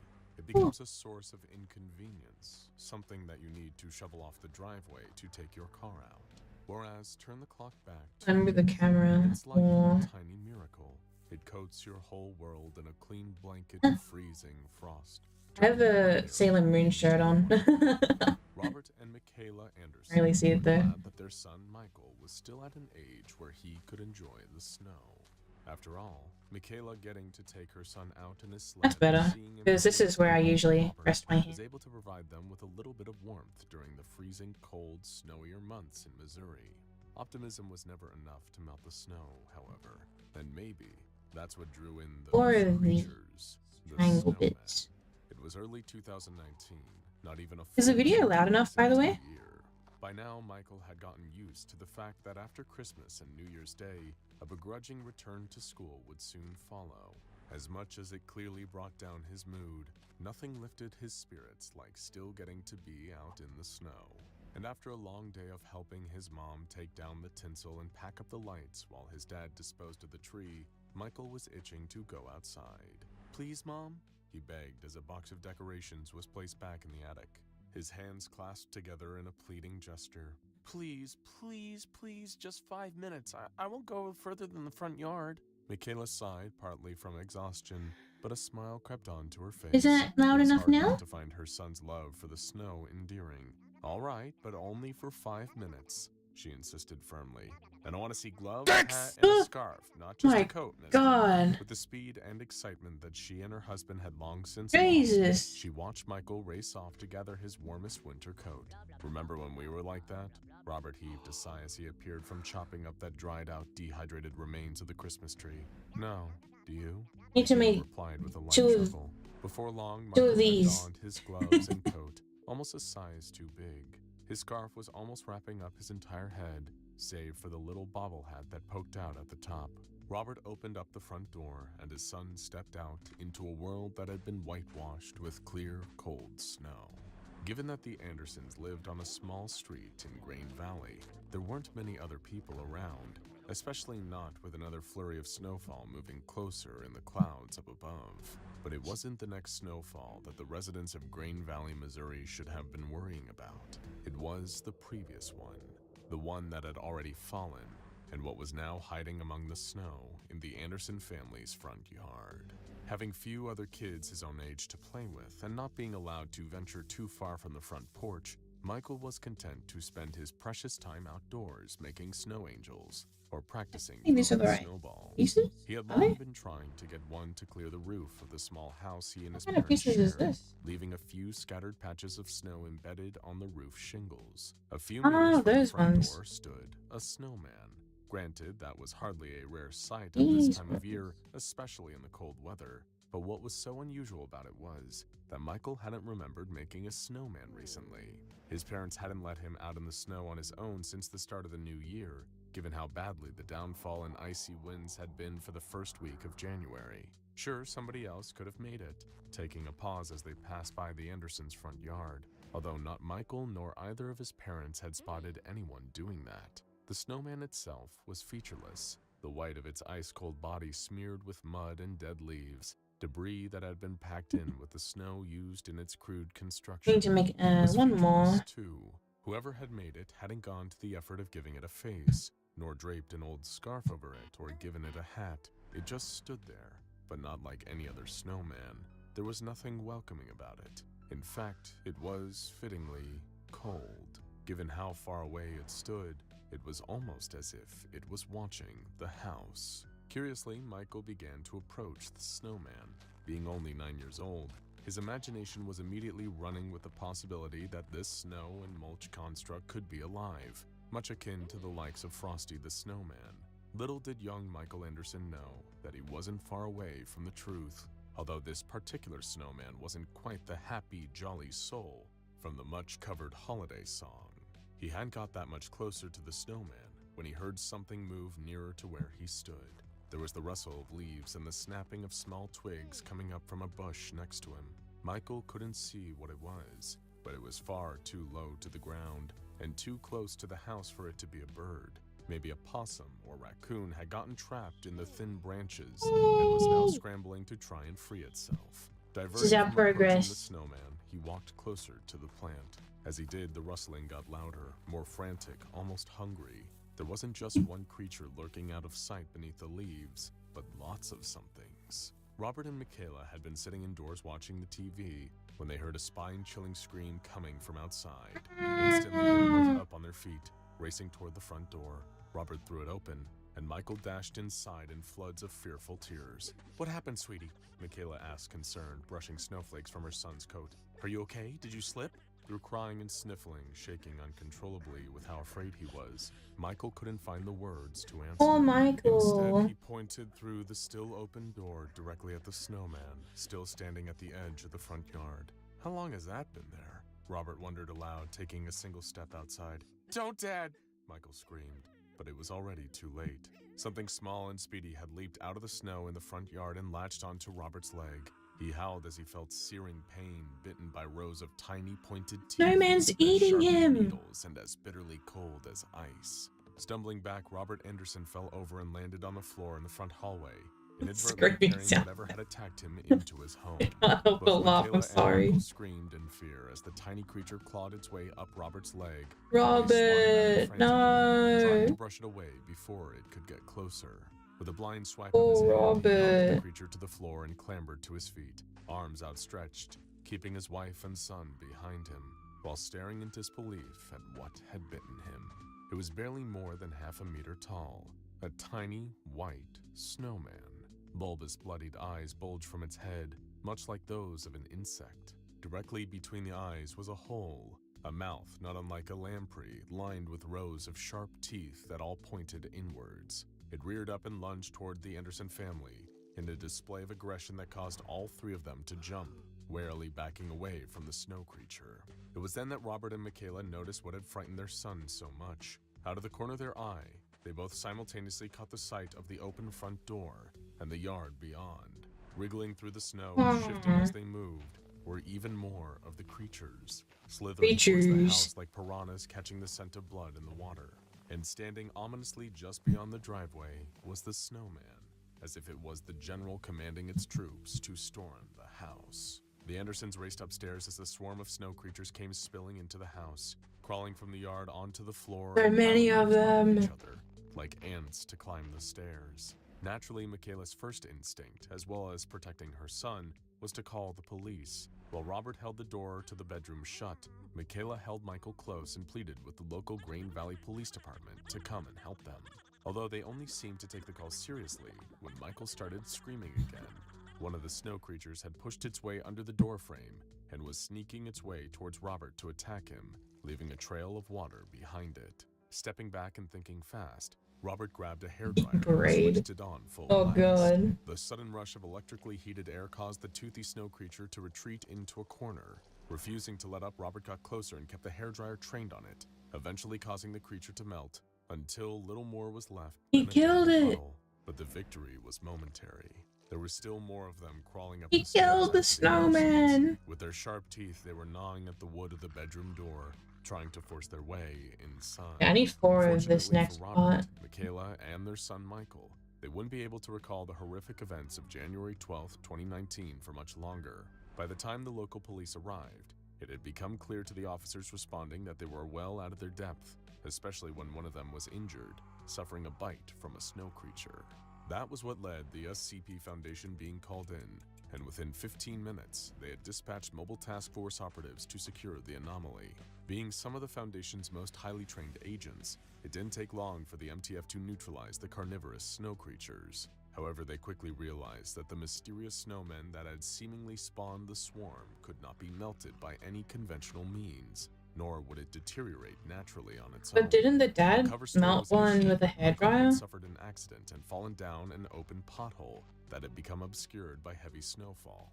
As a result, police officers were dispatched to help him, although the injury sustained by one officer due to a bite from a snow creature was never explained. Following this, the Anderson family was administered amnestics, meaning they quickly forgot about the whole terrifying ordeal. Maybe it was for the best, however. Young Michael seemed irreparably changed. He never went out to enjoy the snow again, repeatedly suffering from nightmares about the cold. Meanwhile, the anomalous snowman was recovered and thus designated as SCP-4230. Immediately, the SCP Foundation did as their organization does best and commenced testing, with a human subject, no less. They discovered that SCP-4230 seemed to generate a sort of field around itself that could trigger a distinctive physiological change in any human being or animal that came within 6 meters of the snowman. This process became known under the designation of SCP-4230-1. It appeared that Michael Anderson had managed to unknowingly escape this fate purely by not getting too close to SCP-4230, staying just far enough away so as not to trigger SCP-4230-1. The Foundation placed D-19375, a member of their D-class personnel, within this I mean, they are criminals, so maybe you shouldn't feel bad for them. The gradual changes he underwent over the following week. For simplicity's sake, we'll refer to D-19375 as Frost, a rather fitting moniker, and you'll soon see why. Within a day of exposure to the snowman, Frost complained to a senior researcher that he felt a lot colder than usual, although he exhibited no other observable symptoms beyond the coughing and sniffling of a common cold. By the following day, Frost was far worse for wear, appearing to have lost significant body mass to the point where he'd appeared to have been malnourished. His cold-like symptoms had continued, accompanied by disorienting dizziness, and as if all that wasn't bad enough, his skin tone had seemingly lost its natural pigment, reduced to an unnatural pale shade, as white as snow. Day 3 saw Frost's body continue to change rapidly at an alarming rate. Jack Frost, He was internally SCP? producing an unknown chemical that looked to be responsible for enacting certain alterations, namely the dissolving of his femur and fibula. The cold and dizziness were also now made all the worse by the addition of pain to the man's lower body. Frost even reported to Foundation researchers studying him that every movement he was able to make caused him to suffer extreme levels of physical pain. But yet, rather than attempt to cure his condition, the Foundation apathetically observed, noting down the process of SCP-4230-1. Within 5 days of exposure to SCP-4230, naturally occurring substances within Frost's body had traveled downwards and solidified. This was followed by the most shocking stage of the SCP-4230-1 process so far, and one that made the Foundation realize that these weren't just changes, it was a transformation. He's turning into a snowman. Physically reshaping itself, his head becoming a sphere, and his arms extending outwards like brittle twigs. Some of these are so weird, huh? To him. He was turning into a snowman. Rendered immobile and blind, a week after SCP-4230 He's turning into a snowman. What the heck? Frost had started to secrete an unknown substance. This liquid lowered his body temperature, freezing almost instantly, and turning his skin into an icy white mass, worryingly similar to snow. Sure enough, on the 8th day, the extent of the SCP-4230-1 process was made evident. Frost had already perished, his body now looking identical to a plain, featureless snowman. No eyes or face, just a blank, cold slate. But underneath the outer layer of snow, Frost's bones and the rest of his organs were still contained inside. From the outside, though, he wasn't even human anymore. Just an instance of what became known as SCP-4230-A. However, being turned into another snowman by close proximity to SCP-4230 wasn't even the worst part. By now, you might be wondering, what were those snow creatures that attacked the Andersons? You'd be forgiven for thinking that perhaps these were rodents or other wild animals affected by SCP-4230-1. After all, testing has shown that the process doesn't just alter human physiology, but these carnivorous needle-toothed creatures are known as SCP-4230-Bs, and they are nasty little critters, to say the least. When a person or animal is turned into a snowman during SCP-4230-1, not even animals are spared. Instances is far from the full extent of the transformation. The test the Foundation conducted on Frost, and presumably on numerous other D-Class personnel as well, led to them discovering the further alterations made when someone becomes an SCP-4230-A instance. Their freezing snow-encased bodies become hosts for white, spherical eggs. After a subject like Frost becomes an SCP-4230-A snowman, these eggs will hatch within 72 hours, producing up to 19 instances of SCP-4230-B creatures. You guys are doing the realistic knocking too much. Bizarre snow spawn. Now I just expect it. As they could for testing. They found that instances of SCP-4230-B I just expect it now. to adulthood remarkably quickly, reaching adulthood in 15 seconds. Destroying the eggs containing these creatures seemed to be an effective way of preventing swarms of SCP-4230-Bs from getting loose, although the snowman each egg came from would also have to be destroyed to achieve this result. Also, the lifespans of the smaller snow creatures only lasted for a total of 24 hours, and they would melt away after a full day of life, regardless of the surrounding temperature. SCP-4230-Bs seem uninterested in food that was presented to them. Specifically, one test involved giving a snow creature a head of lettuce and a watermelon.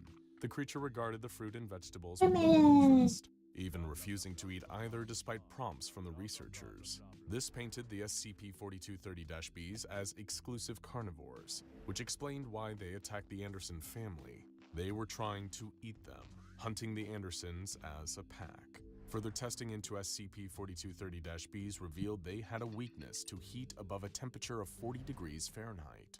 During another test, a D-class was sent into a cell with 10 of the carnivorous snow creatures, armed only with a simple lighter, an emergency flare, and 1 gallon of gasoline. Immediately, all 10 of the SCP-4230-Bs crawled toward the man, hungry, and determined him to be a new source of food. That is, until they noticed the lighter he was carrying. The D-class frantically clicked the spark wheel until the flame danced from the lighter, causing 7 of the creatures to back away from the heat source cautiously. The D-class was able to kill them in 3 instances in self-defense, causing them to melt with little effort. He was far luckier than the subject of the next test would be. Another D-class was placed in a holding cell with 3 of the snow creatures, and much like before, they instantly acknowledged his presence and began approaching him. However, the Foundation had sent this member of D-class in completely unarmed, without even so much as a match to defend himself. The carnivorous beasts made short work of their helpless victim. Oh no! The Foundation was able to dispatch instances of SCP-4230-B with relative ease, even without waiting for them to simply melt after a day. The use of flamethrowers or drawing them into warmer areas seemed effective enough at destroying the small snowmen that hatched out of SCP-4230-A bodies. However, some bright spark at the Foundation decided to test what would happen if the opposite element was used against SCP-4230-B creatures. This isn't really showing me what it wants. By being made from a snow-like substance Underneath? themselves. Another test was conducted to like answer that. this, which involved a small snowball being thrown at one of the SCP-4230-Bs. The result of that incident has been entirely expunged from the Foundation's archives, but it's a safe guess to ask why. Evidently, when attacked using snow or ice, SCP-4230-Bs are seemingly able to adapt in some way that is determined to their attacker. Do they add snow to their mass or become even more aggressive? It's hard to say given the redactions, but the result of that final test were deemed so catastrophic that the Foundation banned any further testing that involved SCP-4230-Bs. Holy crap! As for where SCP-4230 first came from, the Foundation is still baffled. The first reported incident involving the killer snowman and the carnivorous creatures it produced came when the Andersons found themselves under siege by hungry SCP-4230-Bs. Maybe the snowman is just a freak of nature, or the result of an unknown pathogen or microorganism buried in a snowstorm one fateful night. Or perhaps SCP-4230 is something far, far more vicious. Whatever the case, we would recommend waiting for the sun to come back out and the snow to melt, just to be safe. The year is 1939. It's the dead of night in Pingfang, Is this another a district war of one? the Harbin Prefecture in Japanese Imperial-occupied China. A squadron of over 100 Chinese rebels led by Lieutenant Wang Wei, clutching Bergmann MP-18 machine guns, hurry through the streets towards their destination, the bioweapons lab operated by Unit 731, and monstrous, terrifying Japanese Surgeon General Shiro Ishii. It is a mission of liberation and revenge. If you know anything about Unit 731, just hearing the name will send a chill down your spine, just as it did for the Chinese soldiers hoping to perform a surprise. The creature let out an unmistakable squeal of rage as stimulus Y-835 took effect. Dr. Christensen pressed his face up against the glass. Welcome! Yes, so just building some Lego. I'm building a little dinosaur. All the other failures worth it, and he'd once again proved the Foundation's faith in him to be well placed. It looks like this. I'm building a little dinosaur. Shrieked a loud insect-like sound that would have normally made the blood run Yeah, we cold in raised anyone that heard it. the money. But to I'm Dr. so Christensen, happy. It was like music. A monster's dying. Oh wait, the fanfare gold bar toward worked his again. success. Soon he'd be the researcher who neutralized not one, but 2 tenacious, highly adaptable It's working anomalies. again, that's The good. senior researcher could feel his heart racing as the deadly giant spider started to twitch, then burst into 2 identical entities. The pair of arachnid anomalies had reacted much like the results of the tissue sample tests conducted earlier, dividing into 2 separate organisms. Christensen held his breath. The tissue samples had destroyed each other, attacking and injecting the other with lethal doses of venom. Surely, he reasoned, duplicating SCP-5683 into 2 would have the same result. His heart sank as he watched one of the spider creatures, the duplicate, perish almost immediately. As it often did when presented with human prey, SCP-5683 attacked using its mandibles and impaled its copy with its front legs to pin it in place. The clone had bitten back, with Dr. Christensen already knowing that would have granted SCP-5683 an immunity to its own venom. Its powers of adaptation were fiercely, frustratingly efficient, and nothing demonstrated this more than the intense reaction from the man tasked with destroying it. Dr. Christensen Did you have the hurled stream like nearest popped out? object, a coffee mug, at a glass window of the observation room, overlooking the test chamber. He pounded his fist against the glass, hardly with the required force to cause damage, but enough to send pain shooting down Christensen's wrist, which then nestled in his forearm, a reminder that the experiment, like the others, had failed. "Why can't I destroy you?" he muttered through clenched teeth, Why can't I destroy looking you? with hatred at the enormous spider in the chamber below. The directive had reached him the day immediately after New Year's Day 2020, and straight from a member of the O5 Council, no less. Destroy. Their message expressed how impressed the Council was with Dr. Christensen's success with the Doomsday Clock project, and how favorably his name had been mentioned in Council meetings. This boded well for the ambitious Foundation doctor. He'd been hoping to snag the director position at Freaking notifications on my now that Director Bray had retired. But there was one more test from the O5 Council. They wanted Dr. Christensen to use the knowledge garnered during his previous success to solve the SCP-5683 problem. If he could successfully complete that assignment, it would be his ticket to being promoted. With the comfy role of site director and all its perks in mind, Dr. Christensen accepted the assignment from the Council to deal with SCP-5683. SCP-5683 was quite the Getting beast, there? I think not this is an its anomaly back. for those with intense arachnophobia. The huge spider-like organism was extremely hostile towards humans and had to be kept in a constant state of medical sedation. Otherwise, it would relentlessly attempt to breach containment and slaughter any and all personnel in its path. What had made SCP-5683 such a problem for the Foundation was the creature's ability to rapidly regenerate damage, as well as modify its own body in reaction to threats. Much like a certain particularly freaky-looking reptile, the spider-like entity could adapt itself to become more resistant to any danger posed to it. And of course, this meant that the Foundation needed this dangerous creature eradicated. The frequent containment breaches and sheer number of casualties caused by the arachnid anomaly were significant enough to cause an increasing drain on the SCP Foundation's resources. So, with the termination order coming from the very top, the O5 Council themselves, Dr. Christensen was tasked with overseeing the neutralization of SCP-5683. During an initial deliberation, Dr. Christensen met with researcher Miles and Hall, Yeah, good thing this thing doesn't researcher exist. Silva, and Security Chief Ade to discuss earlier attempts to terminate SCP-5683. The new head of the termination project was perturbed to learn that the research team had little in the way of useful information to offer, beyond what the Foundation already knew about the creature. But Christensen decided some basic stress testing would at least be a start. After a successful tissue sample test, Okay, that's it for the first bag. SCP-5683's genetic material was incinerated, Dr. Christensen I need to tried to put- simply destroy the spider with fire. An understandable response, to say the least. However, exposing SCP-5683 to temperatures of 850 degrees Celsius for just 30 seconds didn't quite yield the easy victory he had hoped for. The arachnid thrashed about and screeched in reaction to the heat, only to rapidly develop a form of armor plating covering its entire body. The What the armor was heck? comprised of an unknown, unidentifiable substance, but it was enough to prevent SCP-5683 from combusting.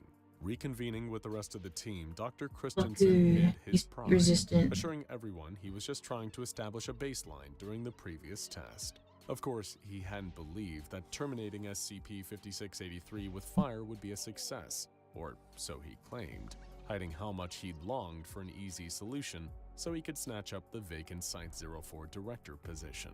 But to ensure the others, Christensen explained that he'd requisitioned some anomalous materials from the O5 Council that they'd be using in their next termination attempts. Nothing that was anomalous enough to require containment, but toxic enough that they presented a few options for destroying Moraga spider, literally though. Just for logging purposes, sir, may I inquire about the specific substances we're shipping in?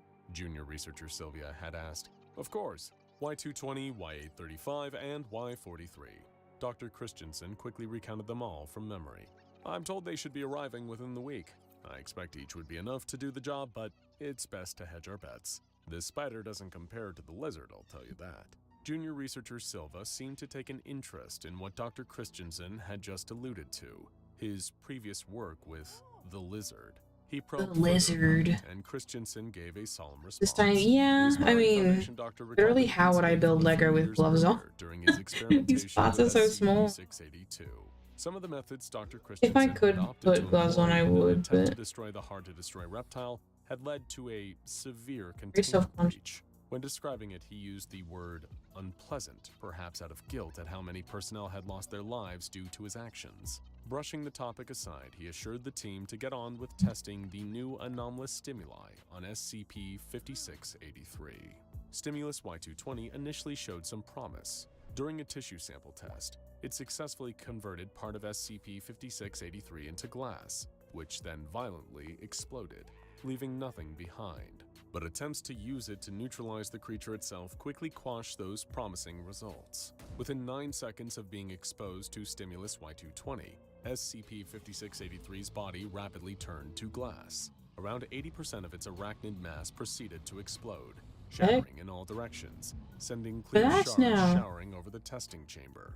As he watched, Dr. Christensen allowed himself to believe that this was mission accomplished, that he had successfully terminated SCP-5683. But his celebration was premature. The spider quickly began reconstituting itself, its body regenerating within the space of 30 seconds. After testing with both stimuli Y220 and Y835, Dr. Christensen's frustration seemed to be increasing with each failed attempt. He knew his promotion was within reach, and as far as he could remember, he'd done good work with damaging SCP-682. Why should eradicating this anomalous spider be any different? However, it was a test with stimulus Y436 that enraged the ambitious doctor. Expecting the anomalous stimulant to turn SCP-5683 into a fine mist, Christensen watched as the creature's body vanished, literally vaporizing, changing states of matter to little more than water in the air. Suddenly, every light in the facility powered off, plunging the testing chamber into darkness. When the lights came back on, SCP-5683 was standing on all 8 legs, right where it had been missed only 3 seconds earlier. The research team had gathered for another mediation, and Dr. Christensen's anger still hadn't subsided. He kicked a chair to emphasize his frustration, alarming junior researcher Silva, who urged him to calm down. After eventually cooling his temper, Christensen made an announcement that caused even greater concern to spread amongst the team. I'm requisitioning Y910. Researcher Halls and Researcher Miles objected, trying to get Dr. Christensen to realize that the course of this action was excessive, overkill even. But Christensen disregarded them, standing by his latest method for terminating SCP-5683. The Global Occult Coalition had previously used Y910 to poison gods. He felt sure that it would work on one anomalous giant spider. His time was running short. Dr. Christensen was aware that any day now, the O5 Council would be appointing a replacement director of Site-04, and he wanted that promotion. And he didn't seem to care what corners he cut and what risks he took to get there, even if it meant endangering his research personnel. Dr. Christensen declared that in order to save time, it would be bypassing tissue samples to test for termination attempts. The longer it took to terminate the anomalous arachnid, the more his window of opportunity closed, and the further the director position slipped from his fingertips. Accepting full responsibility for the reckless decision and anything that might go wrong, Dr. Christensen wanted to use stimulus Y910 directly on SCP-5683. He urged the research team to make the necessary preparations, unaware of what his decision would lead to, and the chaos it had already caused. The test was catastrophic, so much so that it caused a containment breach, with SCP-5683 loose and scuttling about the facility on He's its multiple legs. escaping! Dr. Christensen and Junior The killer Researcher is Silva were forced to escaping! rush to the secure bunker on site for safety. Christensen was in a state of panic until he noticed something, and not for the first time either. He'd been detecting a foul smell whenever he'd conducted the meetings to discuss termination options. But the other members of the research team had quickly explained it was nothing more than repeated accidents in the cafeteria. But here was the stench again, worse than ever. Yet Junior Researcher Silva brushed it off again, stating that SCP-5683 what is that gotten researcher into doing? the facility's reactor. The junior researcher quickly became inconsolable, stating that the whole situation was his fault. Dr. Christensen interjected, demanding to know how it was and what Silva had done to cause this situation. He replied that it was his duty to oppose ill-advised actions, and when Christensen had declared his intention to use Y910, the junior researcher hadn't opposed him. Shifting the blame from himself onto his subordinate, Dr. Christensen chastised Silva over how many personnel had died because of the junior researcher's refusal to do his job, ignoring that it was Christensen's own ambitions that had led to the current chaos. Refusing to be made a scapegoat, Dr. Christensen vowed to pin the full culpability for SCP-5683's containment breach onto junior researcher Silva, saying he'd tell the O5 Council the so-called truth about what had happened. But Silva pointed out that there wasn't much of a likelihood that the bunker would survive the reactor overloading. He urged the ambitious Foundation doctor to admit some responsibility of his own for what had happened, but Christensen refused. Suddenly, there came a thunderous banging at the bunker door. A debilitating pang of fear struck Dr. Christensen, causing him to scream and retreat from the entrance, yelling, "No," and "Please," as if he was pleading with the universe itself to spare him from the spider. Junior Researcher Silva walked over to the bunker door just as strong arachnid legs tore the heavy steel bulkhead off its hinges like it was made of little more than wet paper. There was SCP-5683, the enormous spider skittering into the bunker, screeching all the while. Silva had put himself between SCP-5683 and the ambitious Foundation doctor, whose hunger for a promotion had led to all this carnage. The junior researcher announced his noble intention to sacrifice himself, occupying the creature while urging Christensen to run. The doctor shoved Silva towards the spider and prepared to run, then all of a sudden, SCP-5683 vanished. Junior researcher Silva told Dr. Christensen he was disappointed. Before Researcher Miles, Researcher Hall, and Security Chief Ade all entered the bunker through the torn open hole. He just like shoved the researcher towards him. Questioned where It was a spider. SCP-5683 had gone, to which Silva explained there was little reason to keep a dummy around once it had served its purpose as a substitute. You mentioned you worked with the lizards, sir. The junior researcher recounted that there was a containment breach. If you don't terribly mind me asking, how did you escape that situation? It seemed quite lethal, didn't it? Afraid and confused, Dr. Christensen asked where he was. Hall and Miles urged him not to ask questions he already knew the answer to. He got played. Who they all were. A jury, specifically Dr. Christensen's jury. And according to them, the ambitious doctor had disgraced himself again. Christensen had been there for a long time, a considerably long time, reliving the same events over and over again, with SCP-5683 acting as a substitute for SCP-682. It was the same situation, he'd made the same decisions, the same mistakes, and it had cost lives. Now Dr. Christensen was trapped in an endless loop, penance for the casualties that had occurred at his hands, all in the pursuit of his own selfish personal gain. He asked the jury how long he'd be stuck there, a question Silva responded to with, "Until you take responsibility, sir." Immediately, Dr. Christensen tried to admit that this all had been his fault, but he didn't mean it. Not really. He hadn't accepted blame. He just wanted a quick and easy way out of the loop, and the jury of his deceased personnel knew it. Christensen ran for the door in the hopes of escaping his fate. Futile as his chances were, a black iron chain appeared from around the corner and wrapped itself around the overambitious doctor's throat. Ignorant of his pleas for forgiveness, saying he was sorry wouldn't bring back the people who died in service of his aspirations to becoming a site director. The chain dragged Dr. Christensen through the facility at such a speed that he collided with every wall and every corner as he turned sharply, being pulled along the floor. But that and the walls quickly crumbled away, revealing a sight that made Dr. Christensen start screaming that it wasn't his fault, and he never really stopped. What followed involved a great deal of blood and fire.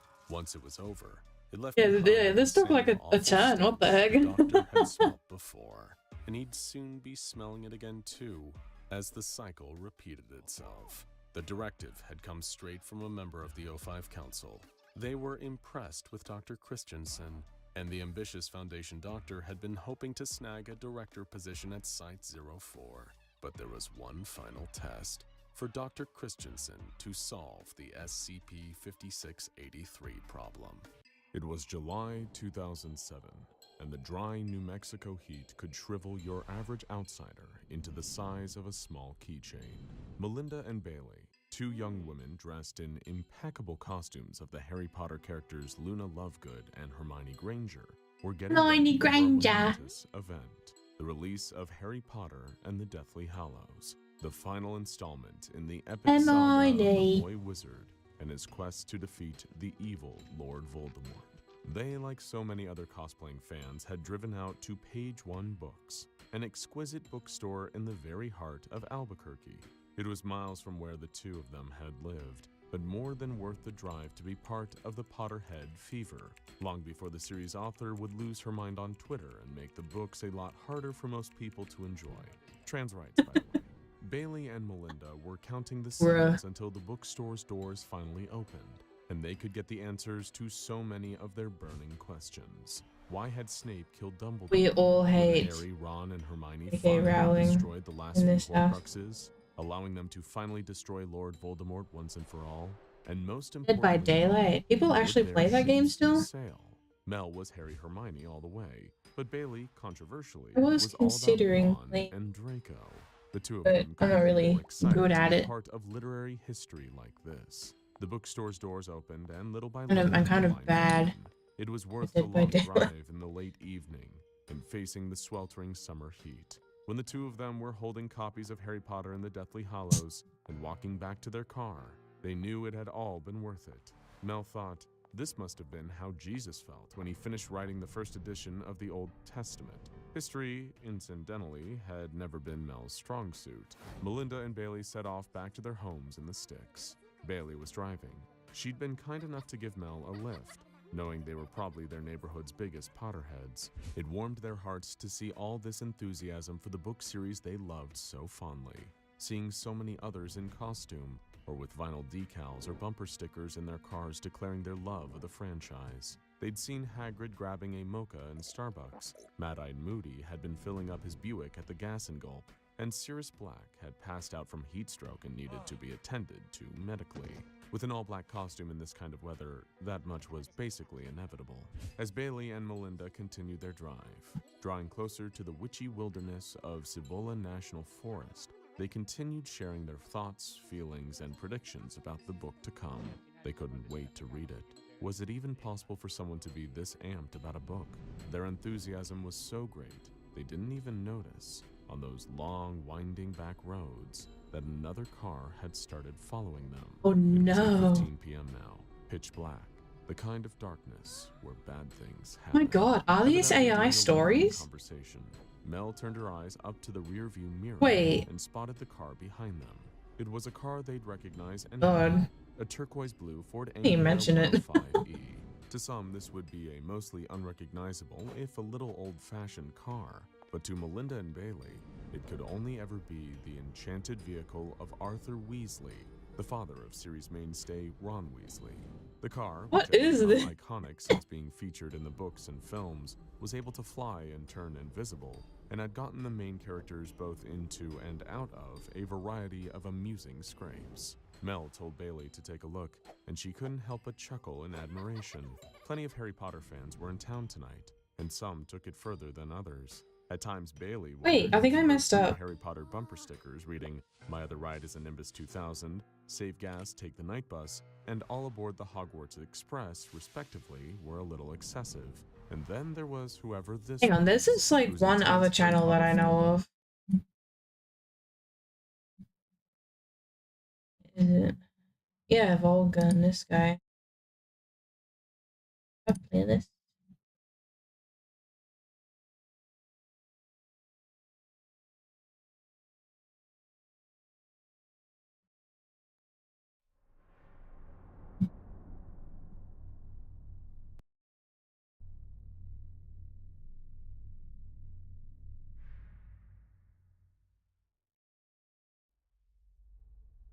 Good afternoon, everyone.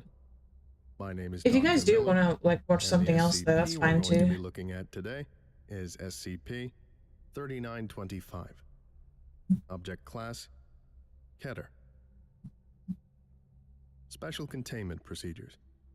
As SCP-3925 has a global reach and is spontaneously generated from an unknown source, full containment is not currently feasible. Until such time as a permanent containment solution can be found, these procedures have been developed in order to minimize the duration and scale of SCP-3925 events and lower the risk of public exposure. All individuals under the effect of an SCP-3925 event, once identified by local Foundation forces, are to be transported to the nearest Subdivision 3 facility. With the cooperation of national and international governments, these have been provided with the cover of government agencies relevant to the region. Affected individuals will be given an appropriate briefing regarding the agency needing to collect information from them and reside on site while they complete SCP-3925-1 with the assistance of Foundation clerical staff. Once SCP-3925-1 has been completed to a satisfactory degree and the SCP-3925 event affecting an individual has concluded, they may then be released to their previous activities with a subsequent 60-day observation period in the community. Securing the cooperation of SCP-3925 affected individuals in this manner has been found to be the most effective and humane way of SCP-3925 containment, and each Subdivision 3 facility has been authorized to pay these individuals a salary. Wait, it's okay, I think I got it. Time. However, coercion should be considered if individuals refuse to cooperate. Disclosure of classified Foundation data regarding the nature I got it. I have not failed the Lego gods, I swear. Level 4 staff, but personality types where this assists in securing cooperation are uncommon. If coercive measures were used, or individuals access classified information at any point in this process, amnestics should be administered prior to their release into the community. If SCP-3925-1 is impossible to successfully complete, or an SCP-3925 event persists for more than 20 iterations, termination of the affected individual is advised. Termination? After the events of Incident 3925-1, termination of any individual under the effect of SCP-3925 is prohibited. As partially completing an iteration of SCP-3925-1 reduces the growth rate of subsequent iterations, optimal containment requires some individuals to continue working on SCP-3925-1 indefinitely. Given the distress this situation causes, coercion is necessary for this purpose. There are currently individuals in this situation in Foundation custody.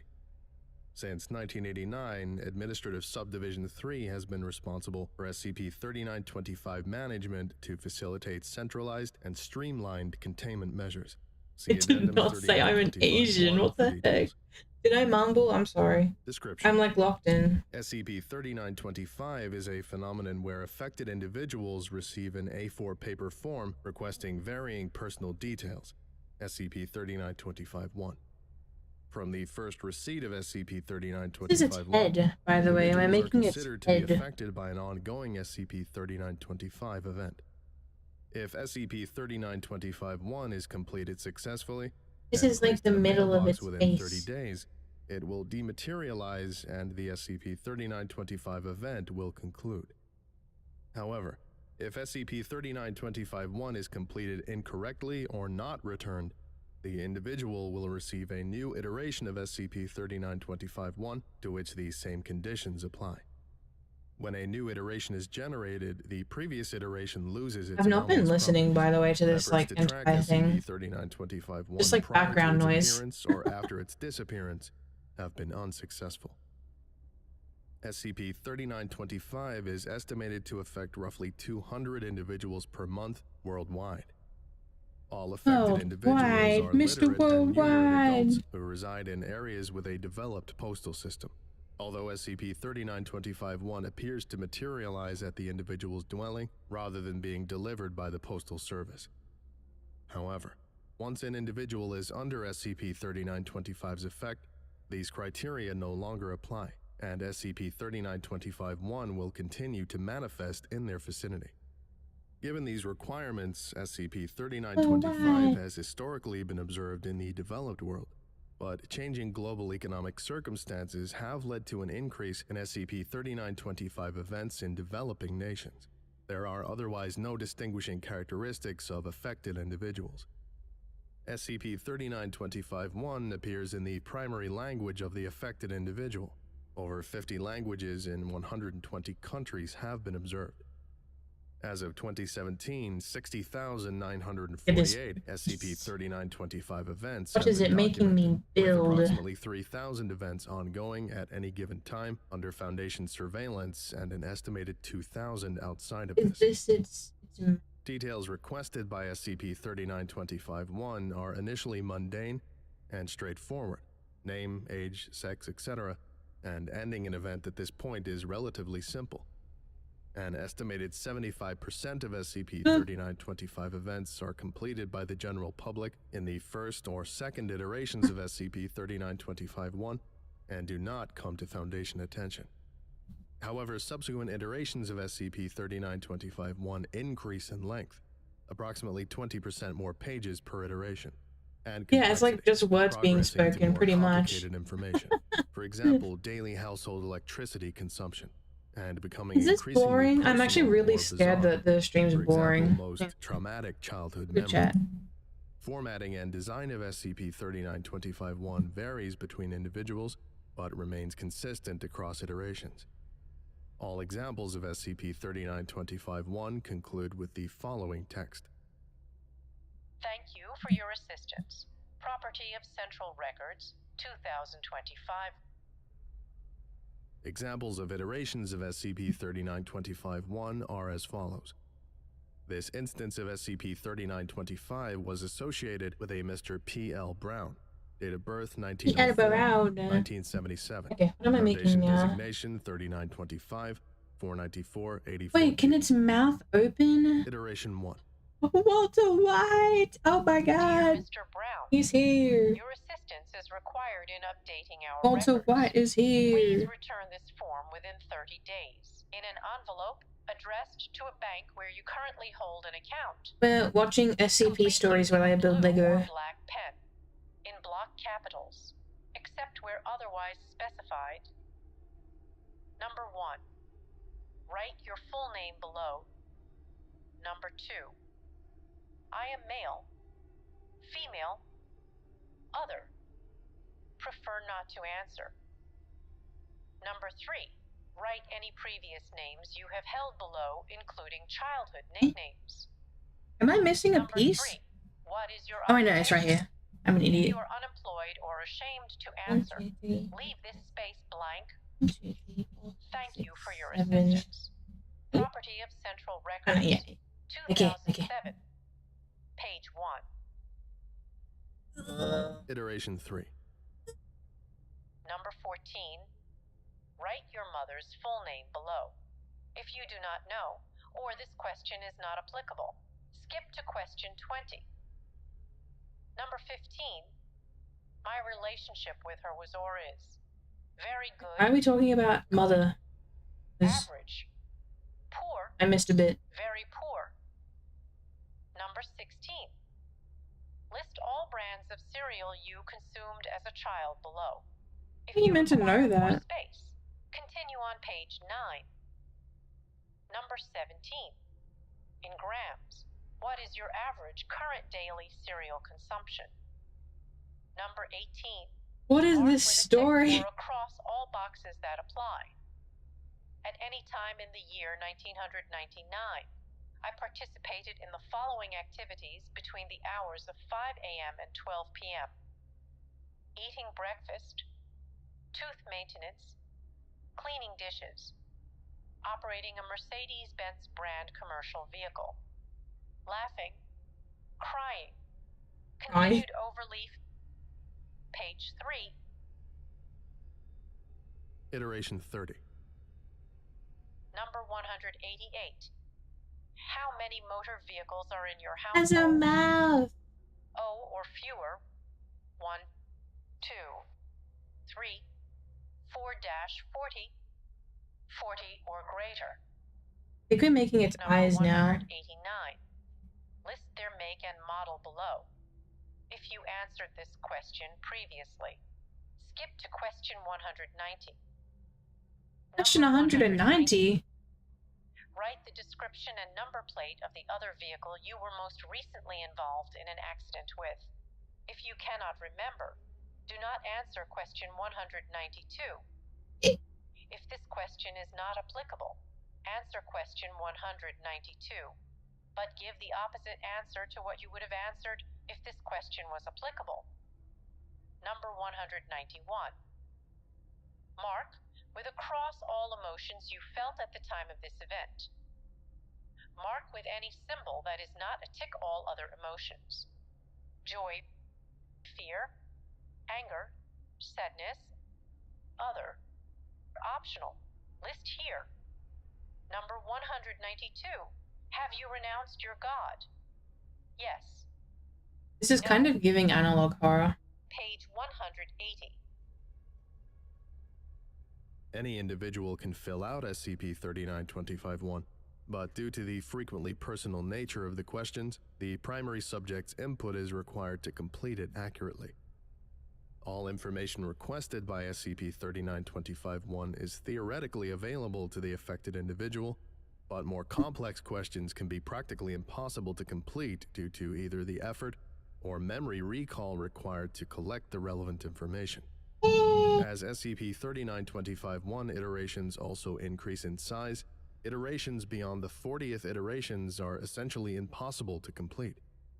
Partial completion of SCP-3925-1 reduces the growth of subsequent iterations, but as this property is relative to the percentage of SCP-3925-1 correctly completed, it is estimated that an SCP-3925 event beyond the 60th iteration, numbering between 40,000 and 60,000 pages, assuming uncontrolled growth of SCP-3925-1 prior to this, would be impossible to complete to a degree necessary to inhibit future SCP-3925-1 growth. Next part. This would result in an eventual NK-class end-of-the-world scenario. End of the with world? the mass of SCP-3925-1 predicted to exceed the mass of the Earth by the 350th iteration. Due to this property, both early detection and timely completion are a high priority for the Foundation. The death of affected individuals was initially what thought doesn't in the world at this sufficient to point? end an SCP-3925 event, and termination was authorized for when completion of SCP-3925-1 was infeasible. This practice was halted after Incident 3925-1 and current procedures implemented. Death of the affected individual by natural causes still appears to end SCP-3925 events. Incident 3925-1. On 02/01/1986, Foundation sources in the French government were alerted to an ongoing SCP-3925 event after a social welfare investigation of the Lyon residence of one M. LeBlanc, known as a local eccentric and stereotypical hoarder. His residence was found to be filled with inert SCP-3925-1, with the active SCP-3925-1 numbering 22,522 pages, estimated to be the 55th iteration. as conventional completion of the SCP-3925 event was unlikely, particularly given the individual's mental state. Termination was advised and the order was authorized by Dr. Becker, then Site Deputy Director.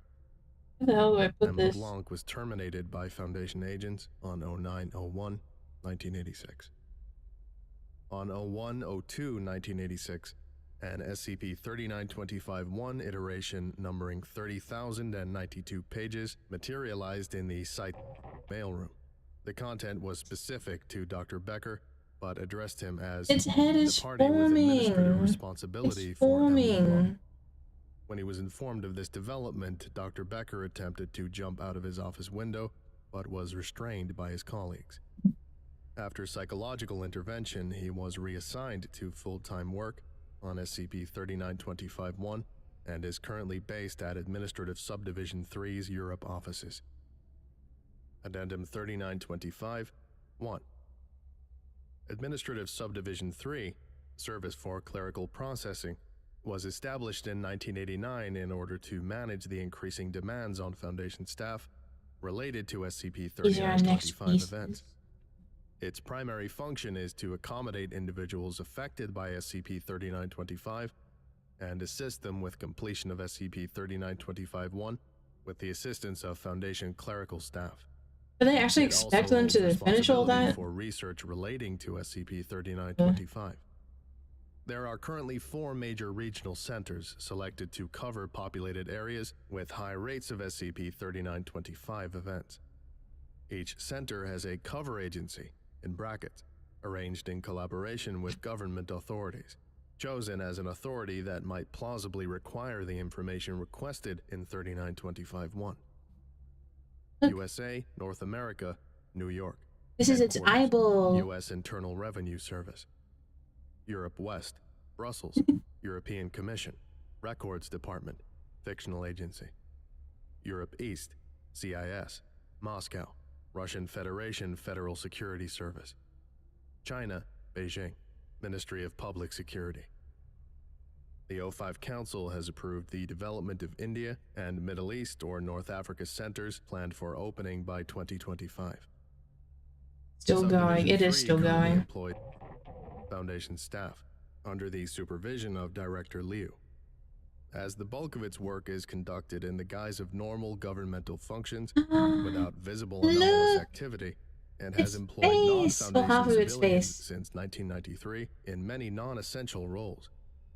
These personnel are considered Foundation subcontractors. Memes instead. I think memes would be entertaining. Or Daily Dose of Internet, because I did see that there was a new one.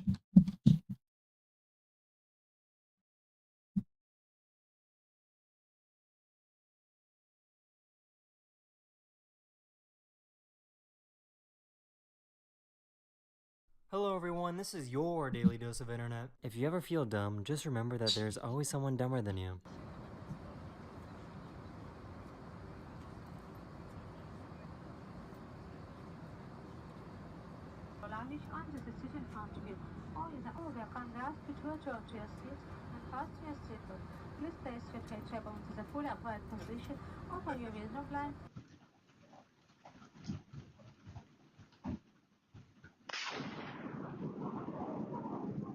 My God. There was a heat wave in Missouri a few days ago, and the road suddenly buckled and snapped as a result.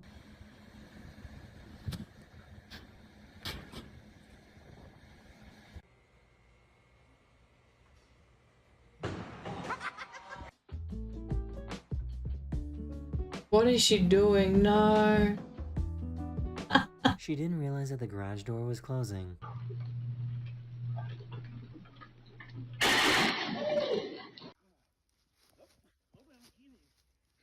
Let me know if the volume's too loud, by the way. Oh my God, he took the whole tree down. From this road in China.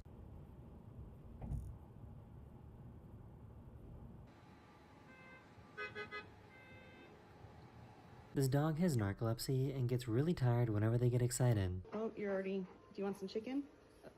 You're already falling asleep.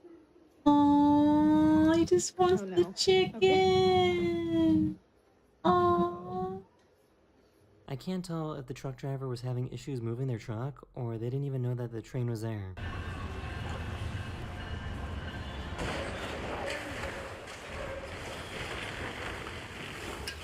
What the?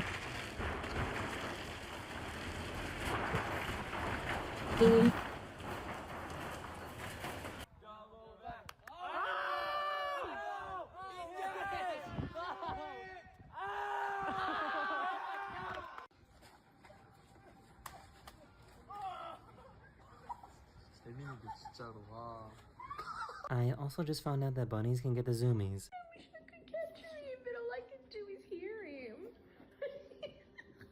His go-kart started spinning out of control.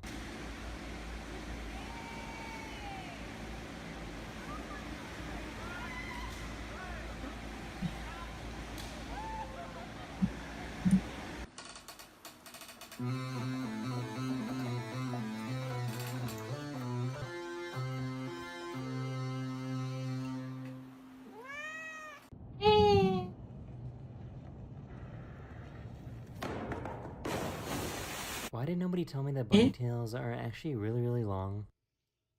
Wait, what? What the heck? I didn't know they were that long.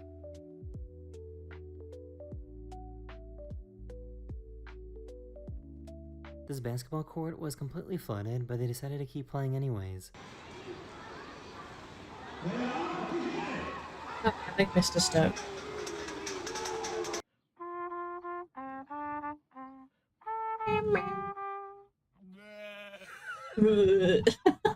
This baby went through a Why car did it wash for sound the like very first that? time.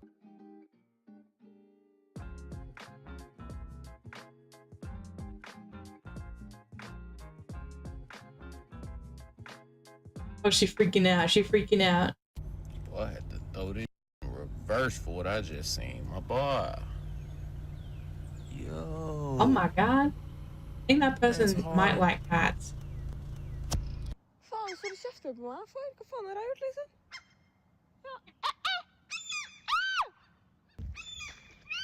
Å, hold kjeft. I never thought about how goofy giraffes look when they swallow food. So our keepers have on this team, so this is our West Savannah team. I hope I never see that again. That was creepy.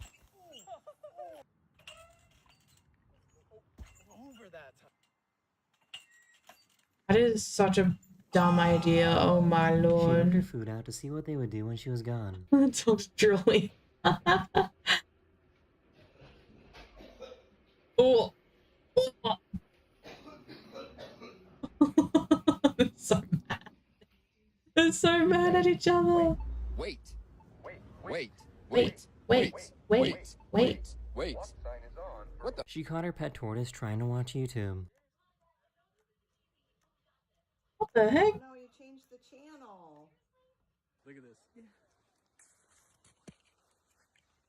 It's a perfect snowball. I'm getting distracted. This kitten saw himself in the mirror for the very first time. Imagine going to a concert and seeing this in the crowd.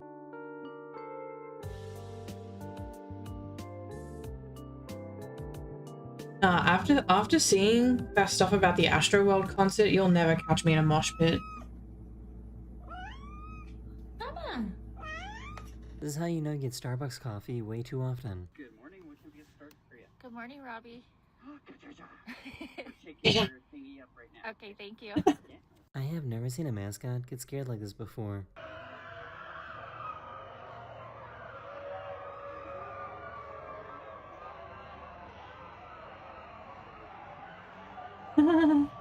Her annoying cat figured out how to wake her up every morning.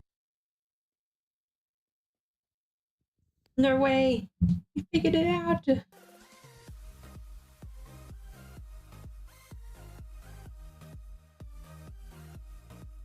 Whoa, Someone what needs to sign the? her to a contract.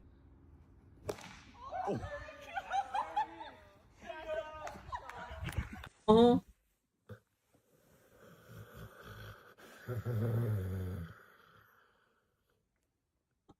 A few days ago, I was on a plane going from Los Angeles to Chicago, and I saw these giant wildfires burning in Colorado and Utah.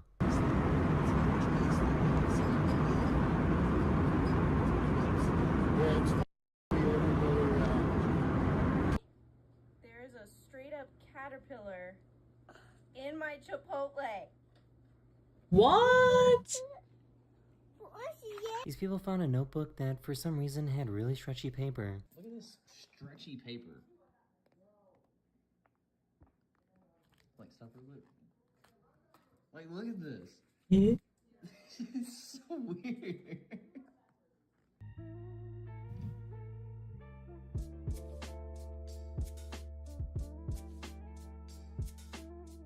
She found out that whenever she makes this noise, her cat freaks out.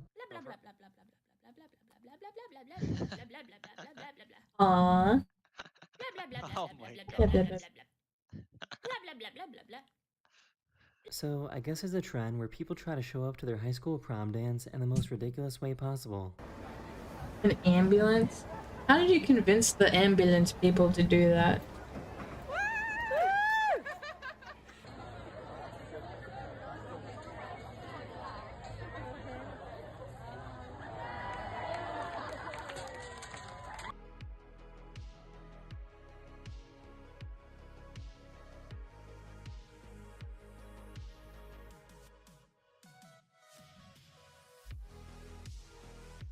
That is the end of this I'm video. kind of Hopefully I made your day hungry. just a little better. And I'll see you guys again very, very soon. Later. No, I just let them autoplay. Hello everyone, this is your daily dose of internet. A bear!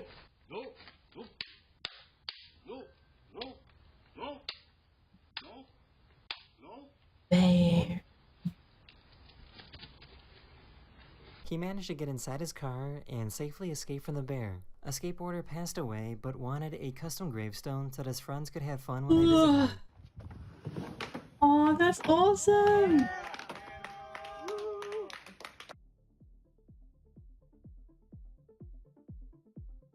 Grandma! I think we already saw this one. This might be the greatest Jenga move of all time. What about memes? Unusual memes.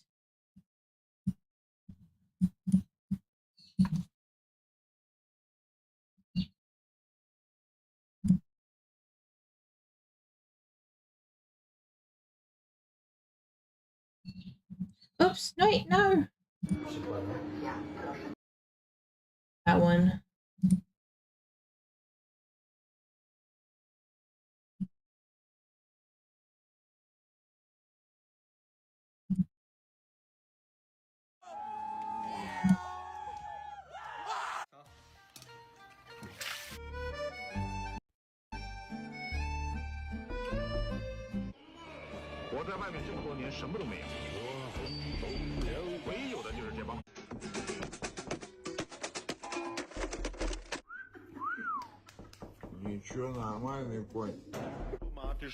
Okay, I will admit, call me for a sec.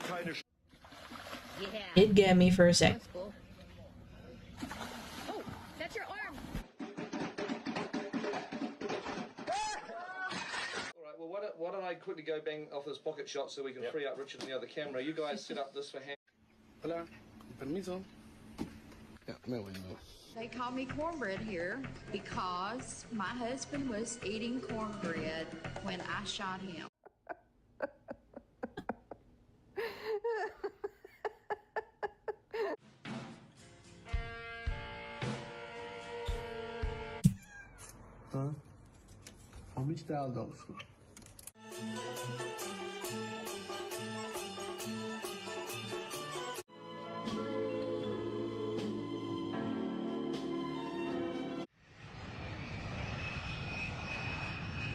Axolotl! Oh, he's flying! Look, we've got the head! Do it again. Do it again. Just sort of face it towards the sky, not towards the cameras. Upside down? Upside down. I've done it twice. You should have been watching. I wasn't watching. That'd be me.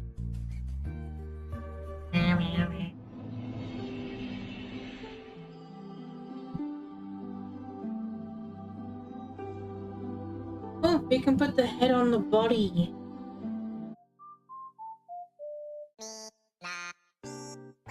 What are you doing?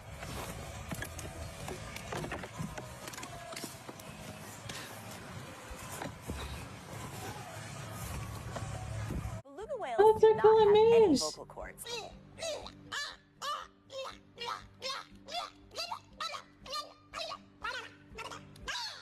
Absolute precision parking.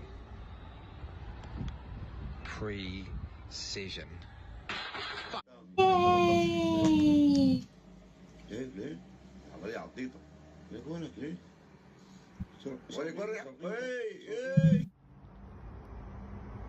What is he doing? Yeah, I do need to make the rest, huh? It's time for the last bag. 3, 2, 1. Please start crossing. You cannot all air. Geese flying a V. You know, one side is longer than the other one. You know why that is? It's got more geese on it.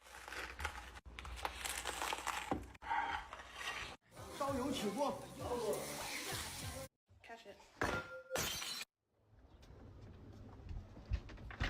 How do they not see in the camera? What the heck?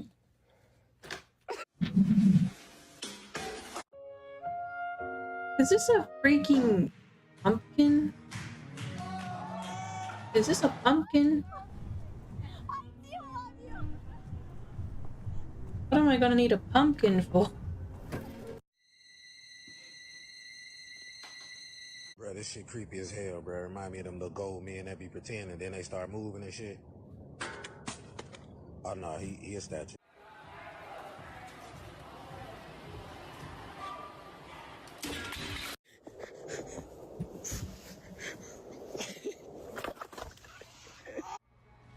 You know what? I'm not bothered to organize the pieces.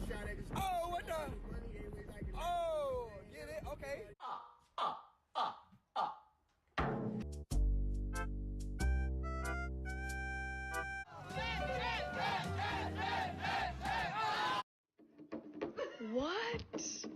Bro. Oh my god.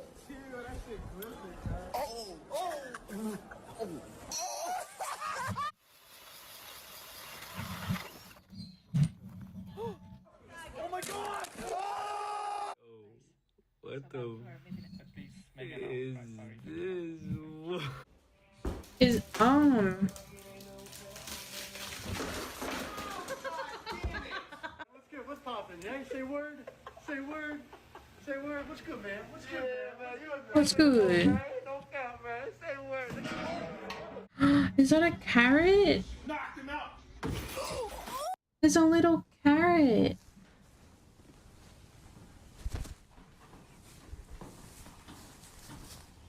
Calabaza. Estoy grabando. Puta madre, no funciona. 3, 4, No. They better dive in the fucking pool. And maybe we get to feed. We have to stick red things up its butt.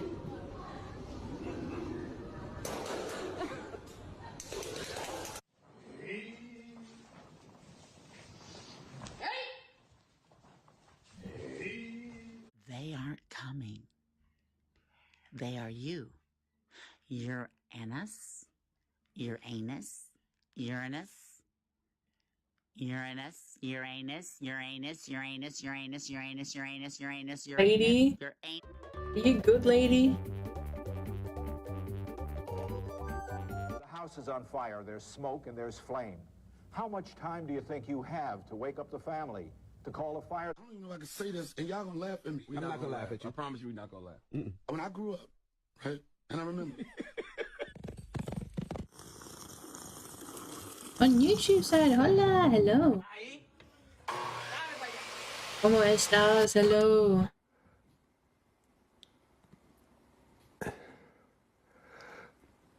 Petit déjeuner sympa ce dimanche. What do I need now? Do you want to be my girlfriend? No, I do not. Oh, wait.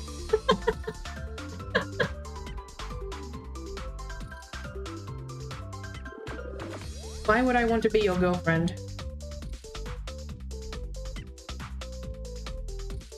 this piece I'm looking for?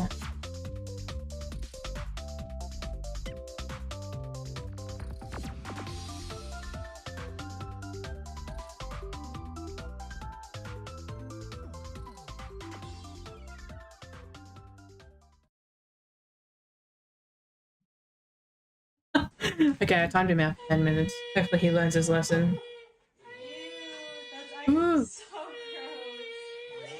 Little rat, look at little rat. Hello, little rat. You are so cute. What are you? Are you a rat? I don't know. Put that candy back. I'm not buying you all that mess. Oh, Try me, bitch. try me, bitch. Where's this piece I'm looking for? Oh, it's in here. Found it. A weird place.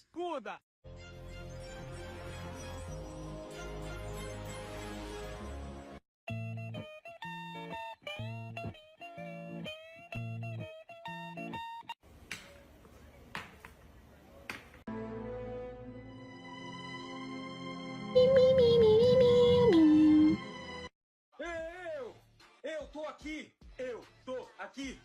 Eu tô aqui. Eh? Where do you think of the beach, George? George, chicken. Hi guys, I really appreciate your support. Thank you all for your comments, likes, and your love. That's really helped me cure my depression. I love you all. This shit really confusing, cause this is like the national debt, right? Who the fuck we owe $34 trillion to?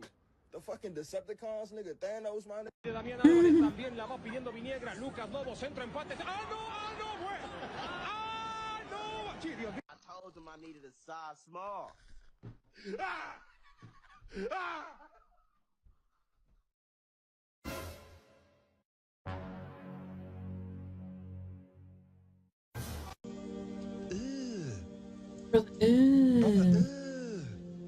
What's that? What's that, brother? What's that, brother? Bye bye.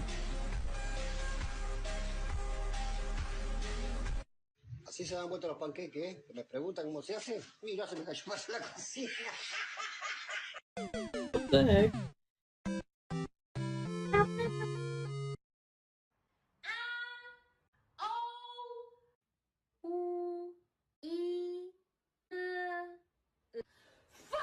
Well, boys, you called it. I officially give up on being sober. I picked up a couple beers for tonight. I don't give a fuck, dude. I do not give a fuck Just a anymore. couple? Are you sure about Fuck that? being sober. Fuck. If you sneeze and I say God bless you, the only thing you should say is thank you.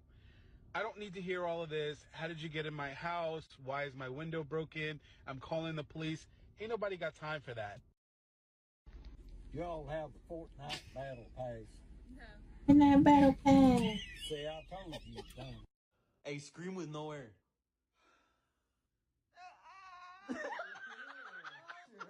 What am I supposed? I mean, how am I gonna? I can't even. There's nothing left for me. Acá. Ah, pero tú tienes los. Yeah.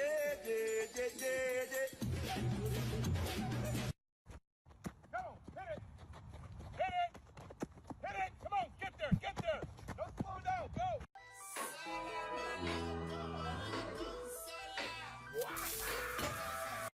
This tail. Pop the hood.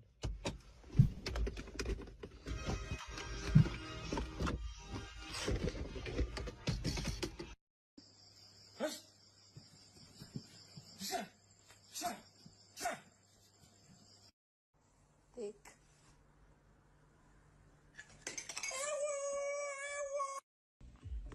Like, I stopped listening for like 1 second.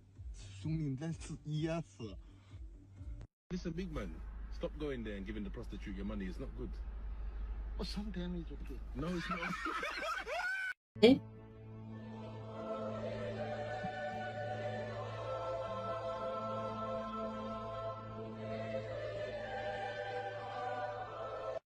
Ooh, this looks good for my dog. I'm sure my dog would love this. He'd love to chew on this and play with it. There's a bunch of them in there too. Let's see, all natural, helps reduce starter. That's amazing. Let's see what the ingredients are. What's wrong now? What is it?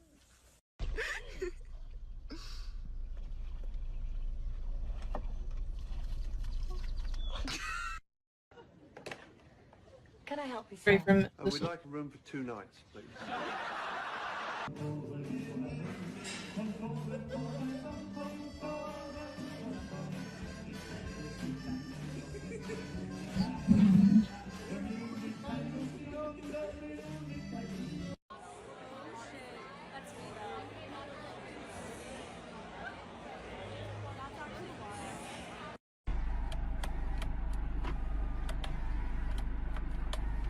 I like how it just.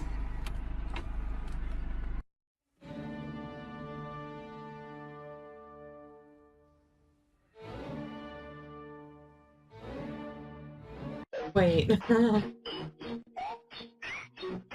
my god, it's so deep fried. Is this panda eating without YouTube?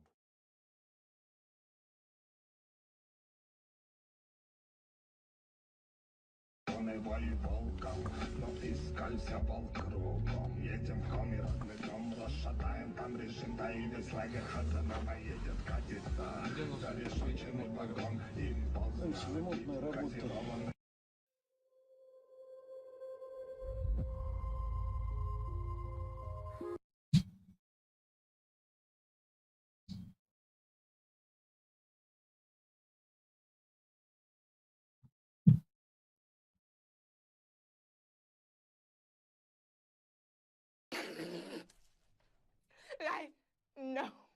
Slow like a bimbo type of slow, like ditzy. What is that? An What is that? attractive but unintelligent or frivolous young woman. Excuse me. Did you like the movie? I did. Well, I didn't because you didn't shut the fuck up. Nigga, what?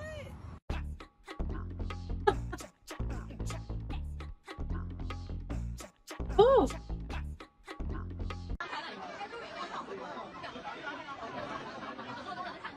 Look at the tail! The most magnificent looking feller I've ever seen in my life. Thank you, bro. God. Wait, let me get one more good look at you before I never see you again in my life.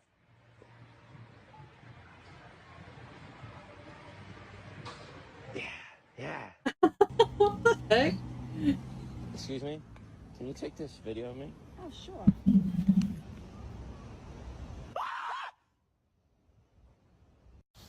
Alright, I'm fresh off work. Been wearing this hat for like 10 hours straight, so you're anti-black if you laugh. His hair is in a triangle.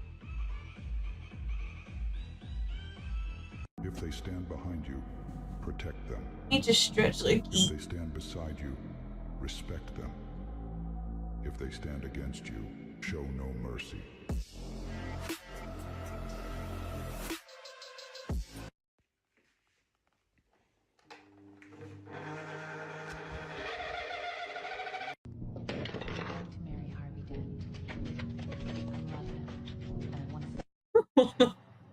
Eh? You know how amazing it would be if you and I were totally gay and into each other? Would you?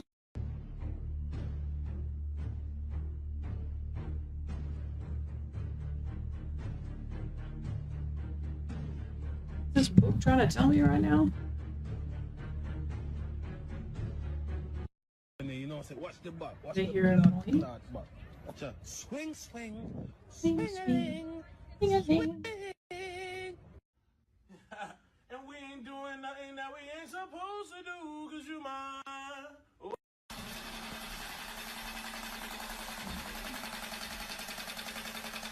Dan is on his last leg. Holy crap.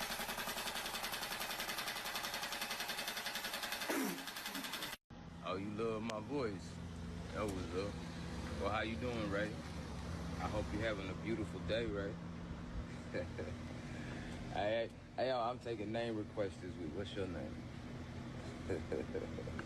Going on in Kentish today, mate. Fucking hell. You alright, brother? You alright, brother? What's going on, mate? Go away. What's going on? Please go away. I found the most amazing sound in the world. Ready for this? Ooh, that is a nice sound. Fucking talk to me right now. What the fuck is that? What kind of orientation?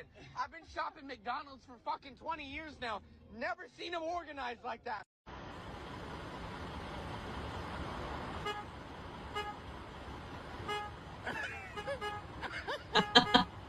It's not. Back. So, you want a kiss? Nice.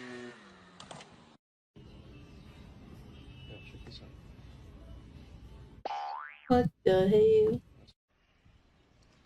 掉了个好玩意儿。哎呀，哎呀。 Hey, sir. Sir, you see that wall right there? I see a wall there. I'm gonna need you to put your hands behind your back and get up on that wall.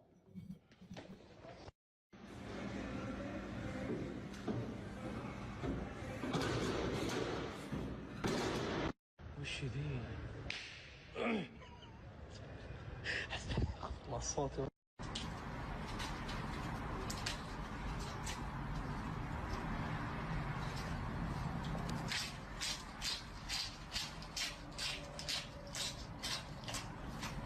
Okay.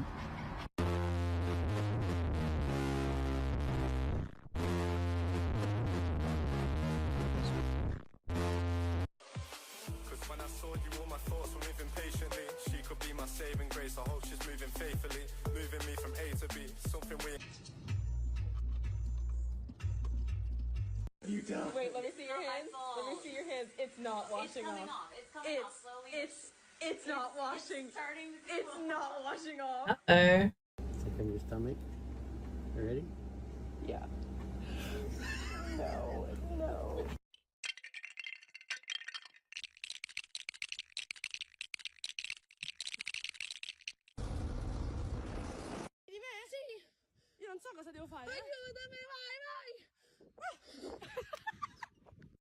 Carrera de buses, carrera de buses.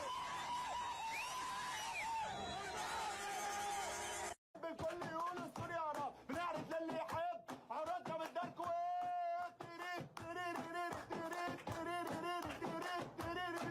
So, do you have a light? Yeah. I need to make two of these. Why didn't it tell me that? Haciendo la prueba de calidad. Dele vuelta. Comfort, dynamic, sport, SG off.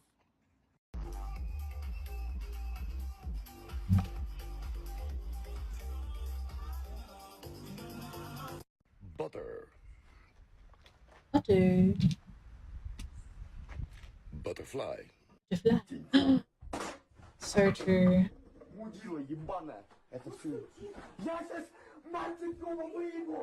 What's up, guys? Welcome back to Big Tasty Studios. Today, my mom told me to throw out the trash, but I'm a little scared because it's nighttime. But yeah, we're gonna do it. Cut the camera.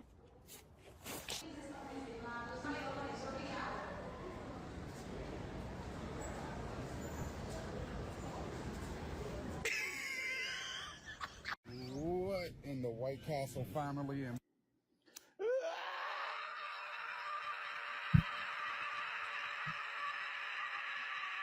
Oh my god. Yo, bro. Is that guy okay?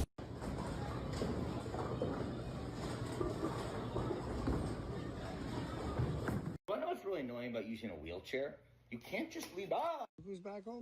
Yeah.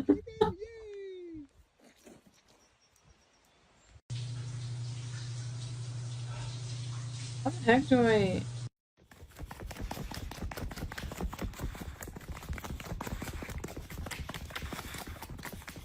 Okay.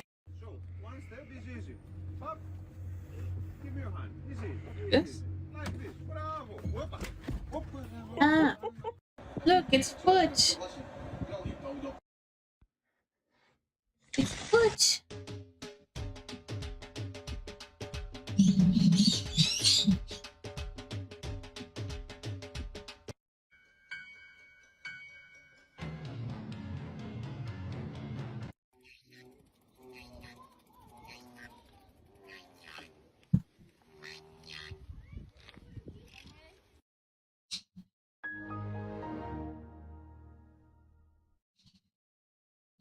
El ingreso del Benja Vidal.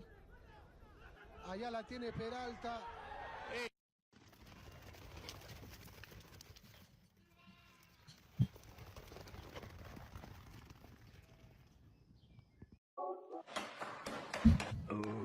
Oh yeah, digital gauges. Oh, it did tell me I needed to. I'm sorry, instructions. That was my fault.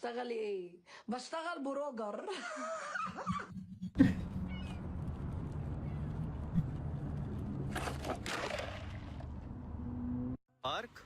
Oh. Oh. Hospital.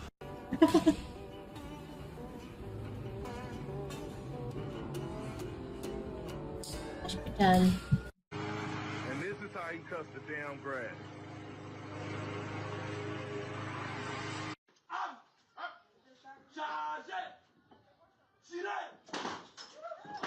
Hell yeah, dude. I love basketball. Kobe. Oh damn, he actually showed up. That's so bad. Oh my god. That's so bad. Why do you need to know that? Good night, ladies. I'm not really gay. This is how you do it.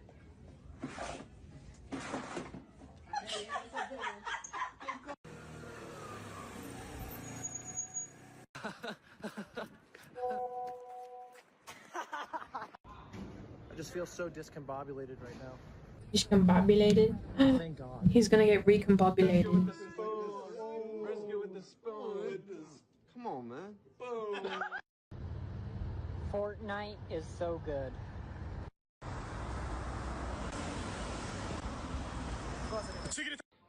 Hey, you know we'll come again. I may lock off now.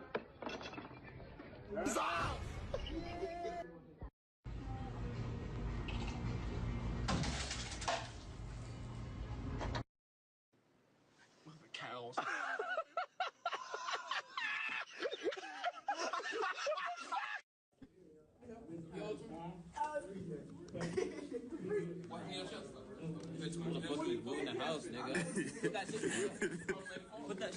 I don't think my shit works right. Es importante porque él... porque... It's Wednesday, my dudes. Okay, 2016 literally just called. They just saw Harambe.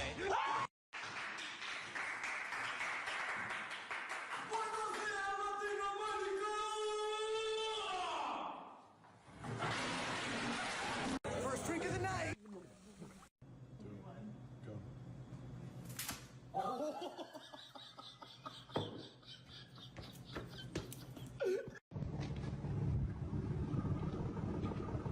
What's up, house?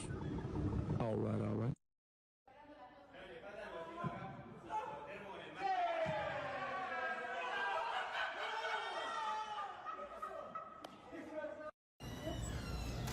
Okay, I'm building another foot. Another foot.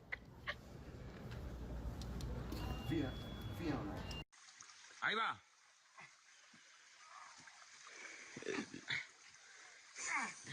Puta, mándame raco, parce. Uy, este es muy propio. Por eso. Uy, con la mano. How is he holding that? Oh. Run. Hold your feet, don't you? Fuck yeah! Oh my god. Oh, dude, that was a close one. What If the I make fuck? the shot, Screw you, soul. Dude, where the fuck are you getting these If I make the shot, watermelons? you'll Where the get hell? 20 bucks. What the fuck, dude? Run! If I make the Dude, shot, where are you you'll getting get these 20 bucks. watermelons? Yeah, can I get a white rice actually? Can I get some meat?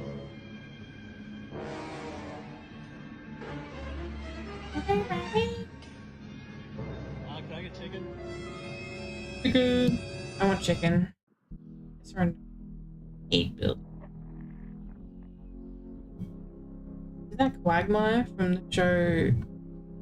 No?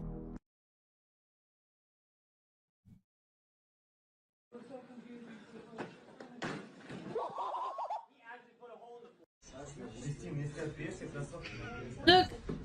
Another foot. came out into the front yard, and the dogs were across the road. And as soon as they saw me, they came bounding over. Quick, did you hit him with a scream? Feel like the king of this shit, like. And if you could choose to be born in your He's own got body, half but his with the mind of speed. Stephen We're so Hawking, or close be born in to the being body of Stephen finished. Hawking, but with your own mind, what would you choose? Oh. I don't want you, bro.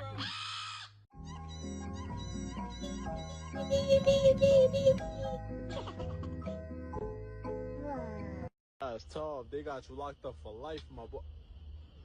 The hell wrong with you? Hey, yo! Feeling romantical.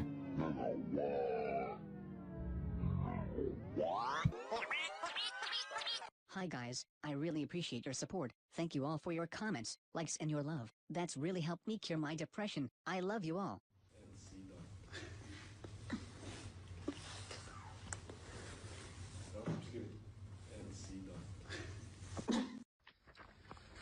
Pieces. What the? What the? So what's the ruling? What did he say? This What did he say? He told me I had a small dong. Bye-bye.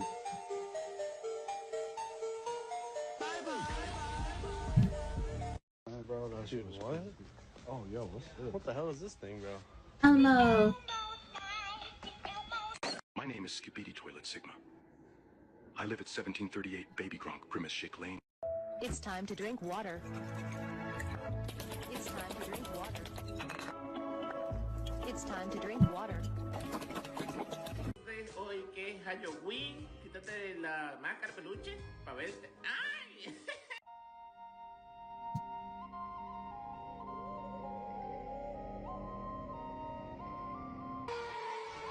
Spider-Man. Throw it back.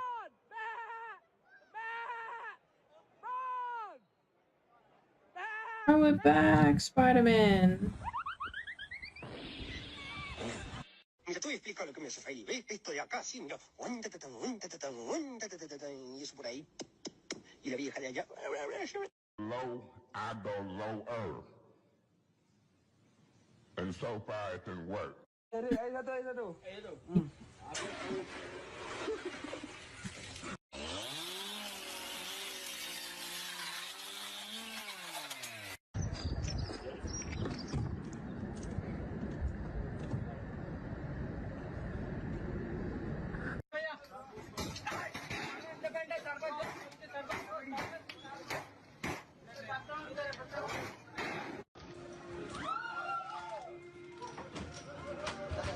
Guys, I open thing. They're supposed to be waiting here. A lot of people here and also having the.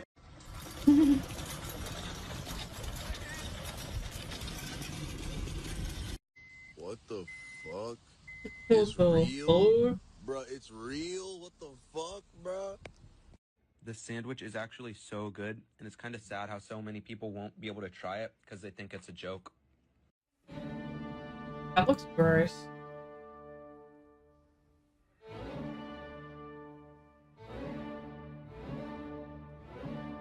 Du? Like it's fishes, go. That looks gross. Yeah.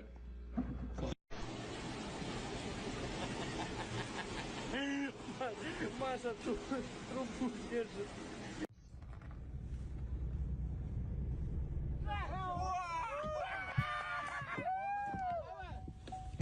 Прям todo oynasını karıyla. Wait, that's actually so cool. I'd do that. Bro, I was just getting faded and look what happened. Oh, hell no, my house fell down, bro. Oh, His house fell down. Yeah. Oh, I thought he was shaving his head.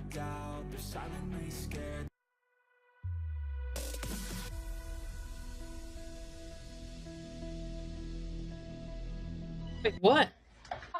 Sweetie, use a cutting board for goodness sake.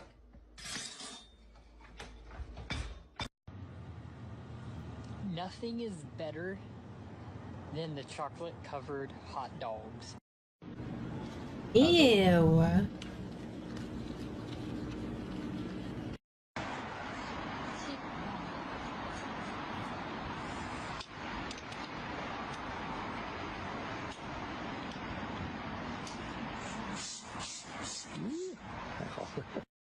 Plug, plug, plug, plug.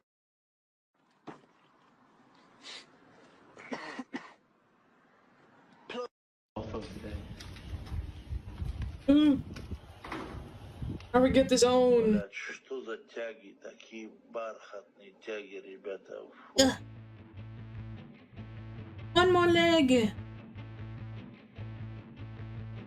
He's almost complete. The specimen is almost complete.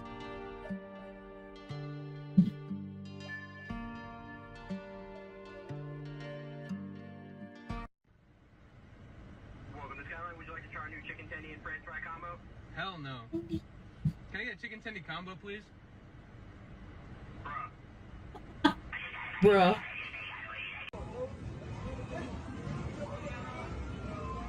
Bruh. Isn't the new season of Squid Game coming out today? I'm really excited.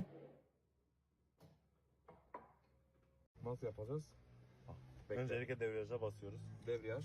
Sonra frene, topumuna gaza bastığımızda ekran yükseltiyoruz. Splish splash, we were taking a bath. Wait, it's been months. What the heck?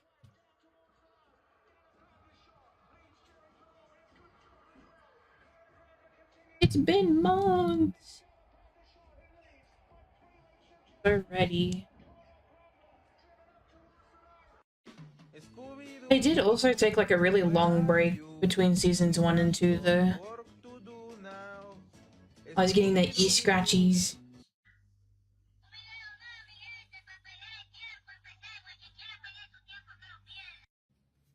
¿Te gusta el budín que te hice?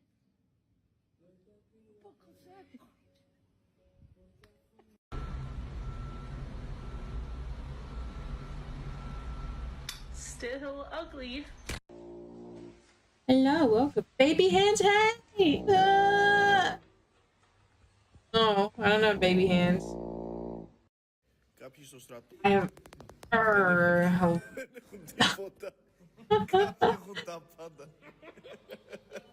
I'm really self-conscious about my hands.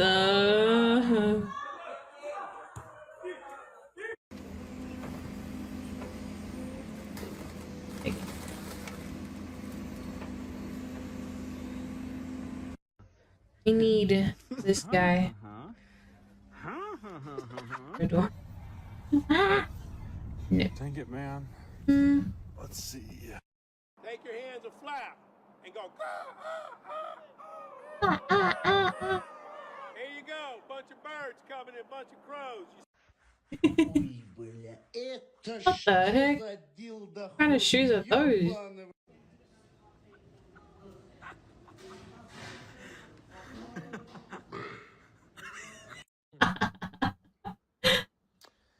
You know, black people. No. Wait, people have hand fetishes? Really? Do I make people with hand fetishes happy? And y'all know Walmart What is the the best heck? place to get y'all mugs. I mean, The a Barbie heck? mug. Fetishes for every part of the body? You think people would have one for my horn? My horns? Hmm?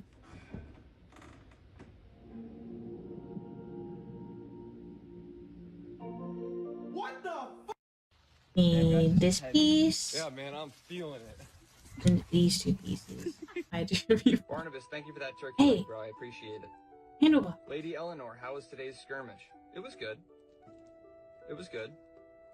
Yo, I've been trying to practice for a while. I don't know who did that, but every time I try to up my case, I cannot see.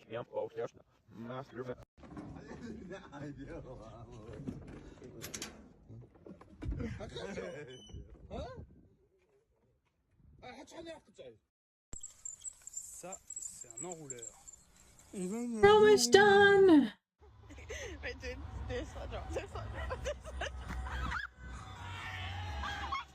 Oh no! اوريكم جدولنا في الصراحه. This. حي.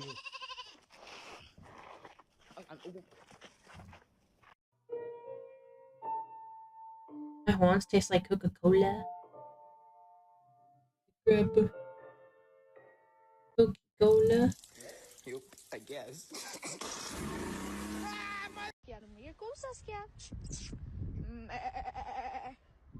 Meh.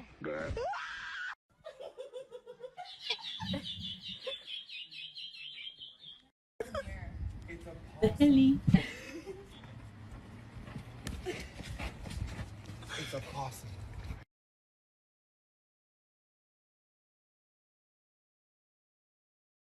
Dude, I swear, dude, like people be saying they on some bullshit.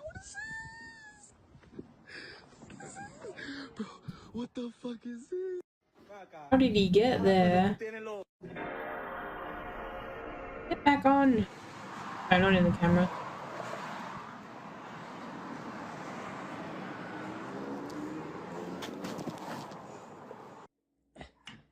Can you hold the fucking light straight?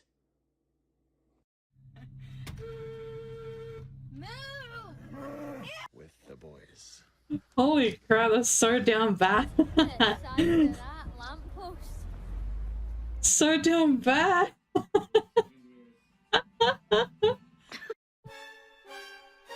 What the helly? Did you know beavers have a very distinct mating call?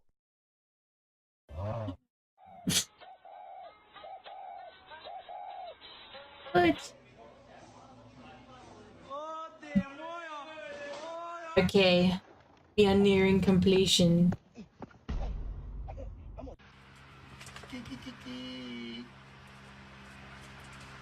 the hell are you doing, cat? Okay.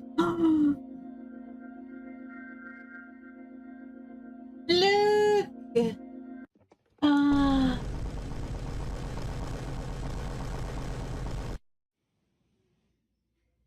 One, two. His leg came off!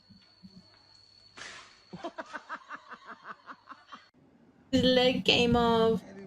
Oh no. Stop playing. Only make me George.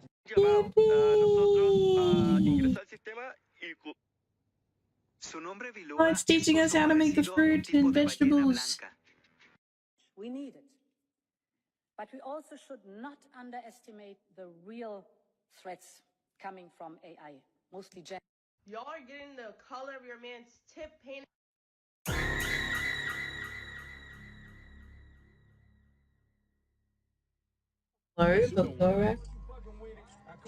Pelan saja, jangan sampai rusak ya, pelan-pelan saja. Lebih baik lambat daripada selamat. Lebih baik lambat a carriage. The Trader Joe's.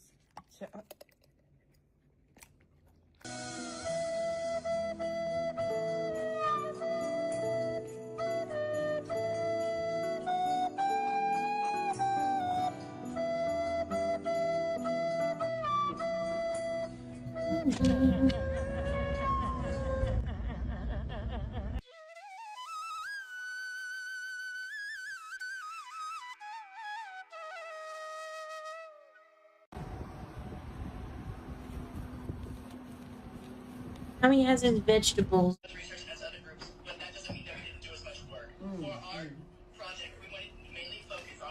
Oh, it has lettuce too.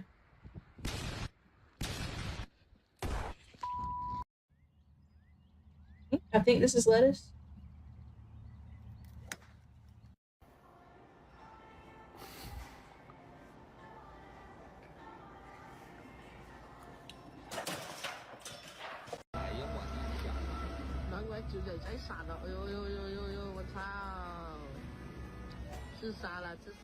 Yay! Nom nom nom nom nom. So I just got this shirt, and if I charge it with this black light, look. It glows in the dark. Yo, dude, that's awesome, man. It's so sweet. Oh.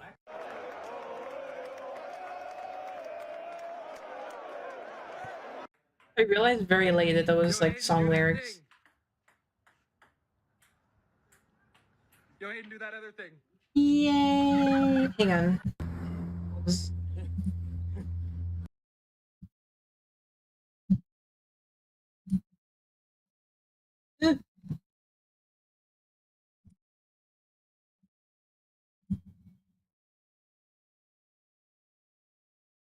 Look! Its legs. We have completed him. Tail.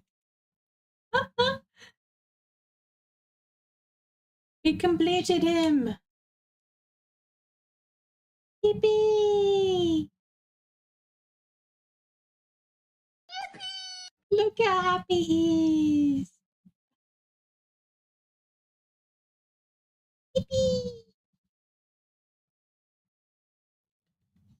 Yippee!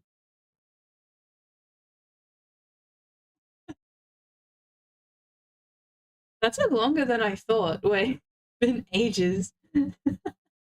Welcome, Giant. Welcome. Welcome. And he has all his veggies.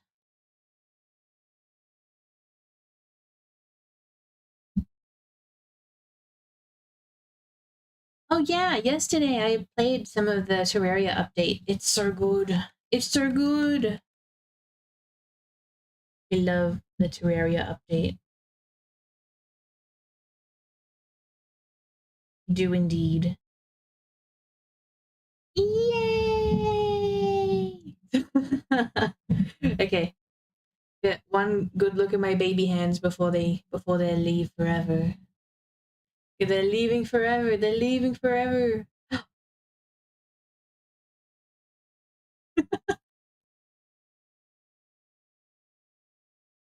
Ugh. Nah. I'm sorry. I'm sorry. Wait, where did my lo-fi go? This can't be. This can't be.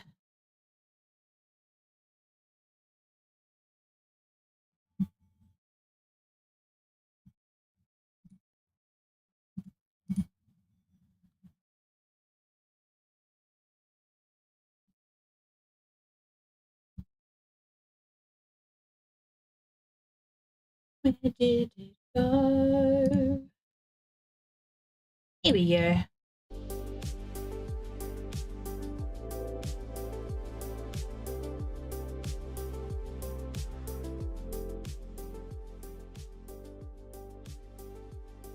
Yippee! Yeah, you guys are intense. I'm not into feet! Stop it! Stop it! Look. You can look at this hand.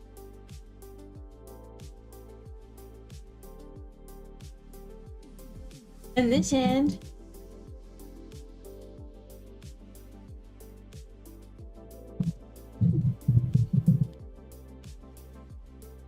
I don't like this either. Ah.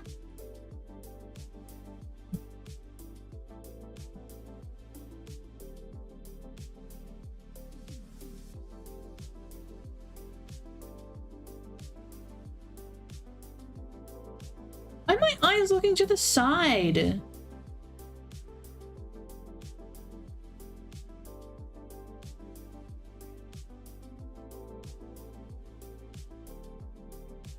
Into thick thighs? I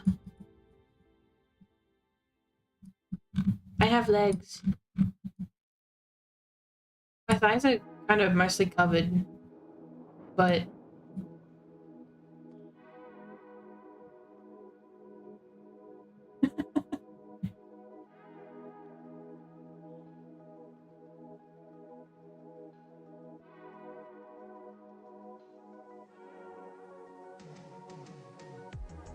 Yippee!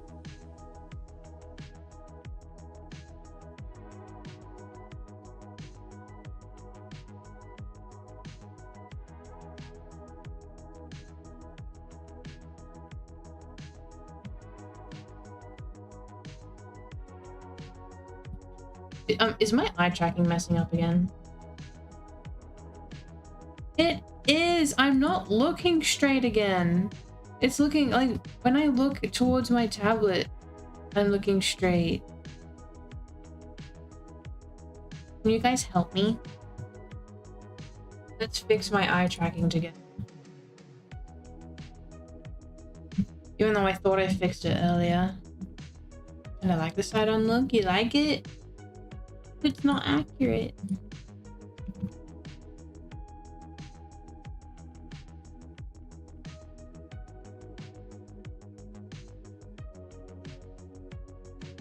Not helping me.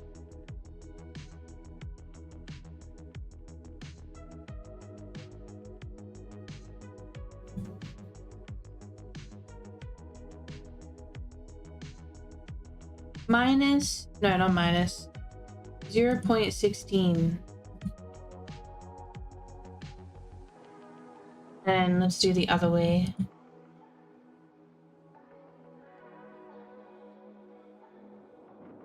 Minus 0.60. Oh god, my eyes.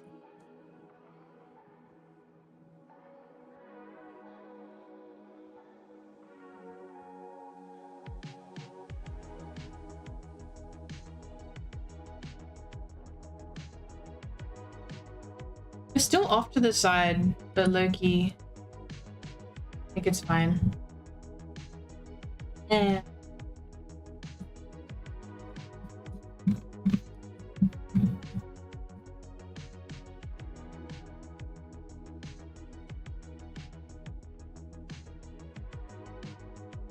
Forgot about this toggle for a while, I'm not gonna lie. Kinda forgot about him.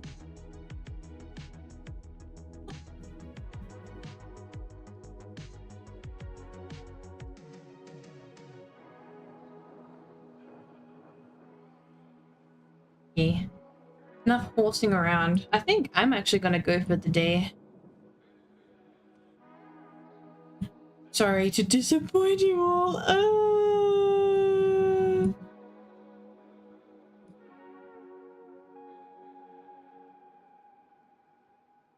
Please forgive me. Please forgive me. Oh. Oh. Oh, I'm so hungry.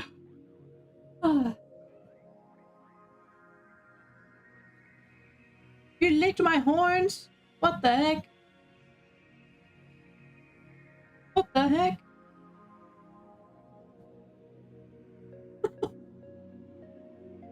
Ew.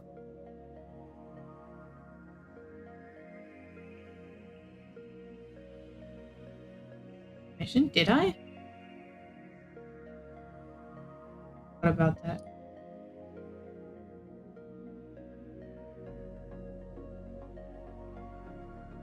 Wombo's live! Let's raid Wombo. Okay. So today's Friday, so it's gonna be the weekend. So I'll see you guys on Monday, okay? Or Sunday if you live in America.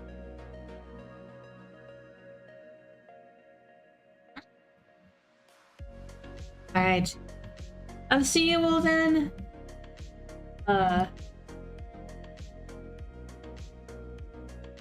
Thank you to Gamers Outreach for organizing this awesome event. I hope the money that I was able to raise was helpful. I had a lot of fun. I had a lot of fun. I can't wait for next year. Yippee! Hang on, let's get the total count. I'm gonna refresh Tiltify just in case. Yeah. So, this year's Gamers Outreach Vtuber Summer Slam 2025 were able to raise a whopping $510. Let's go!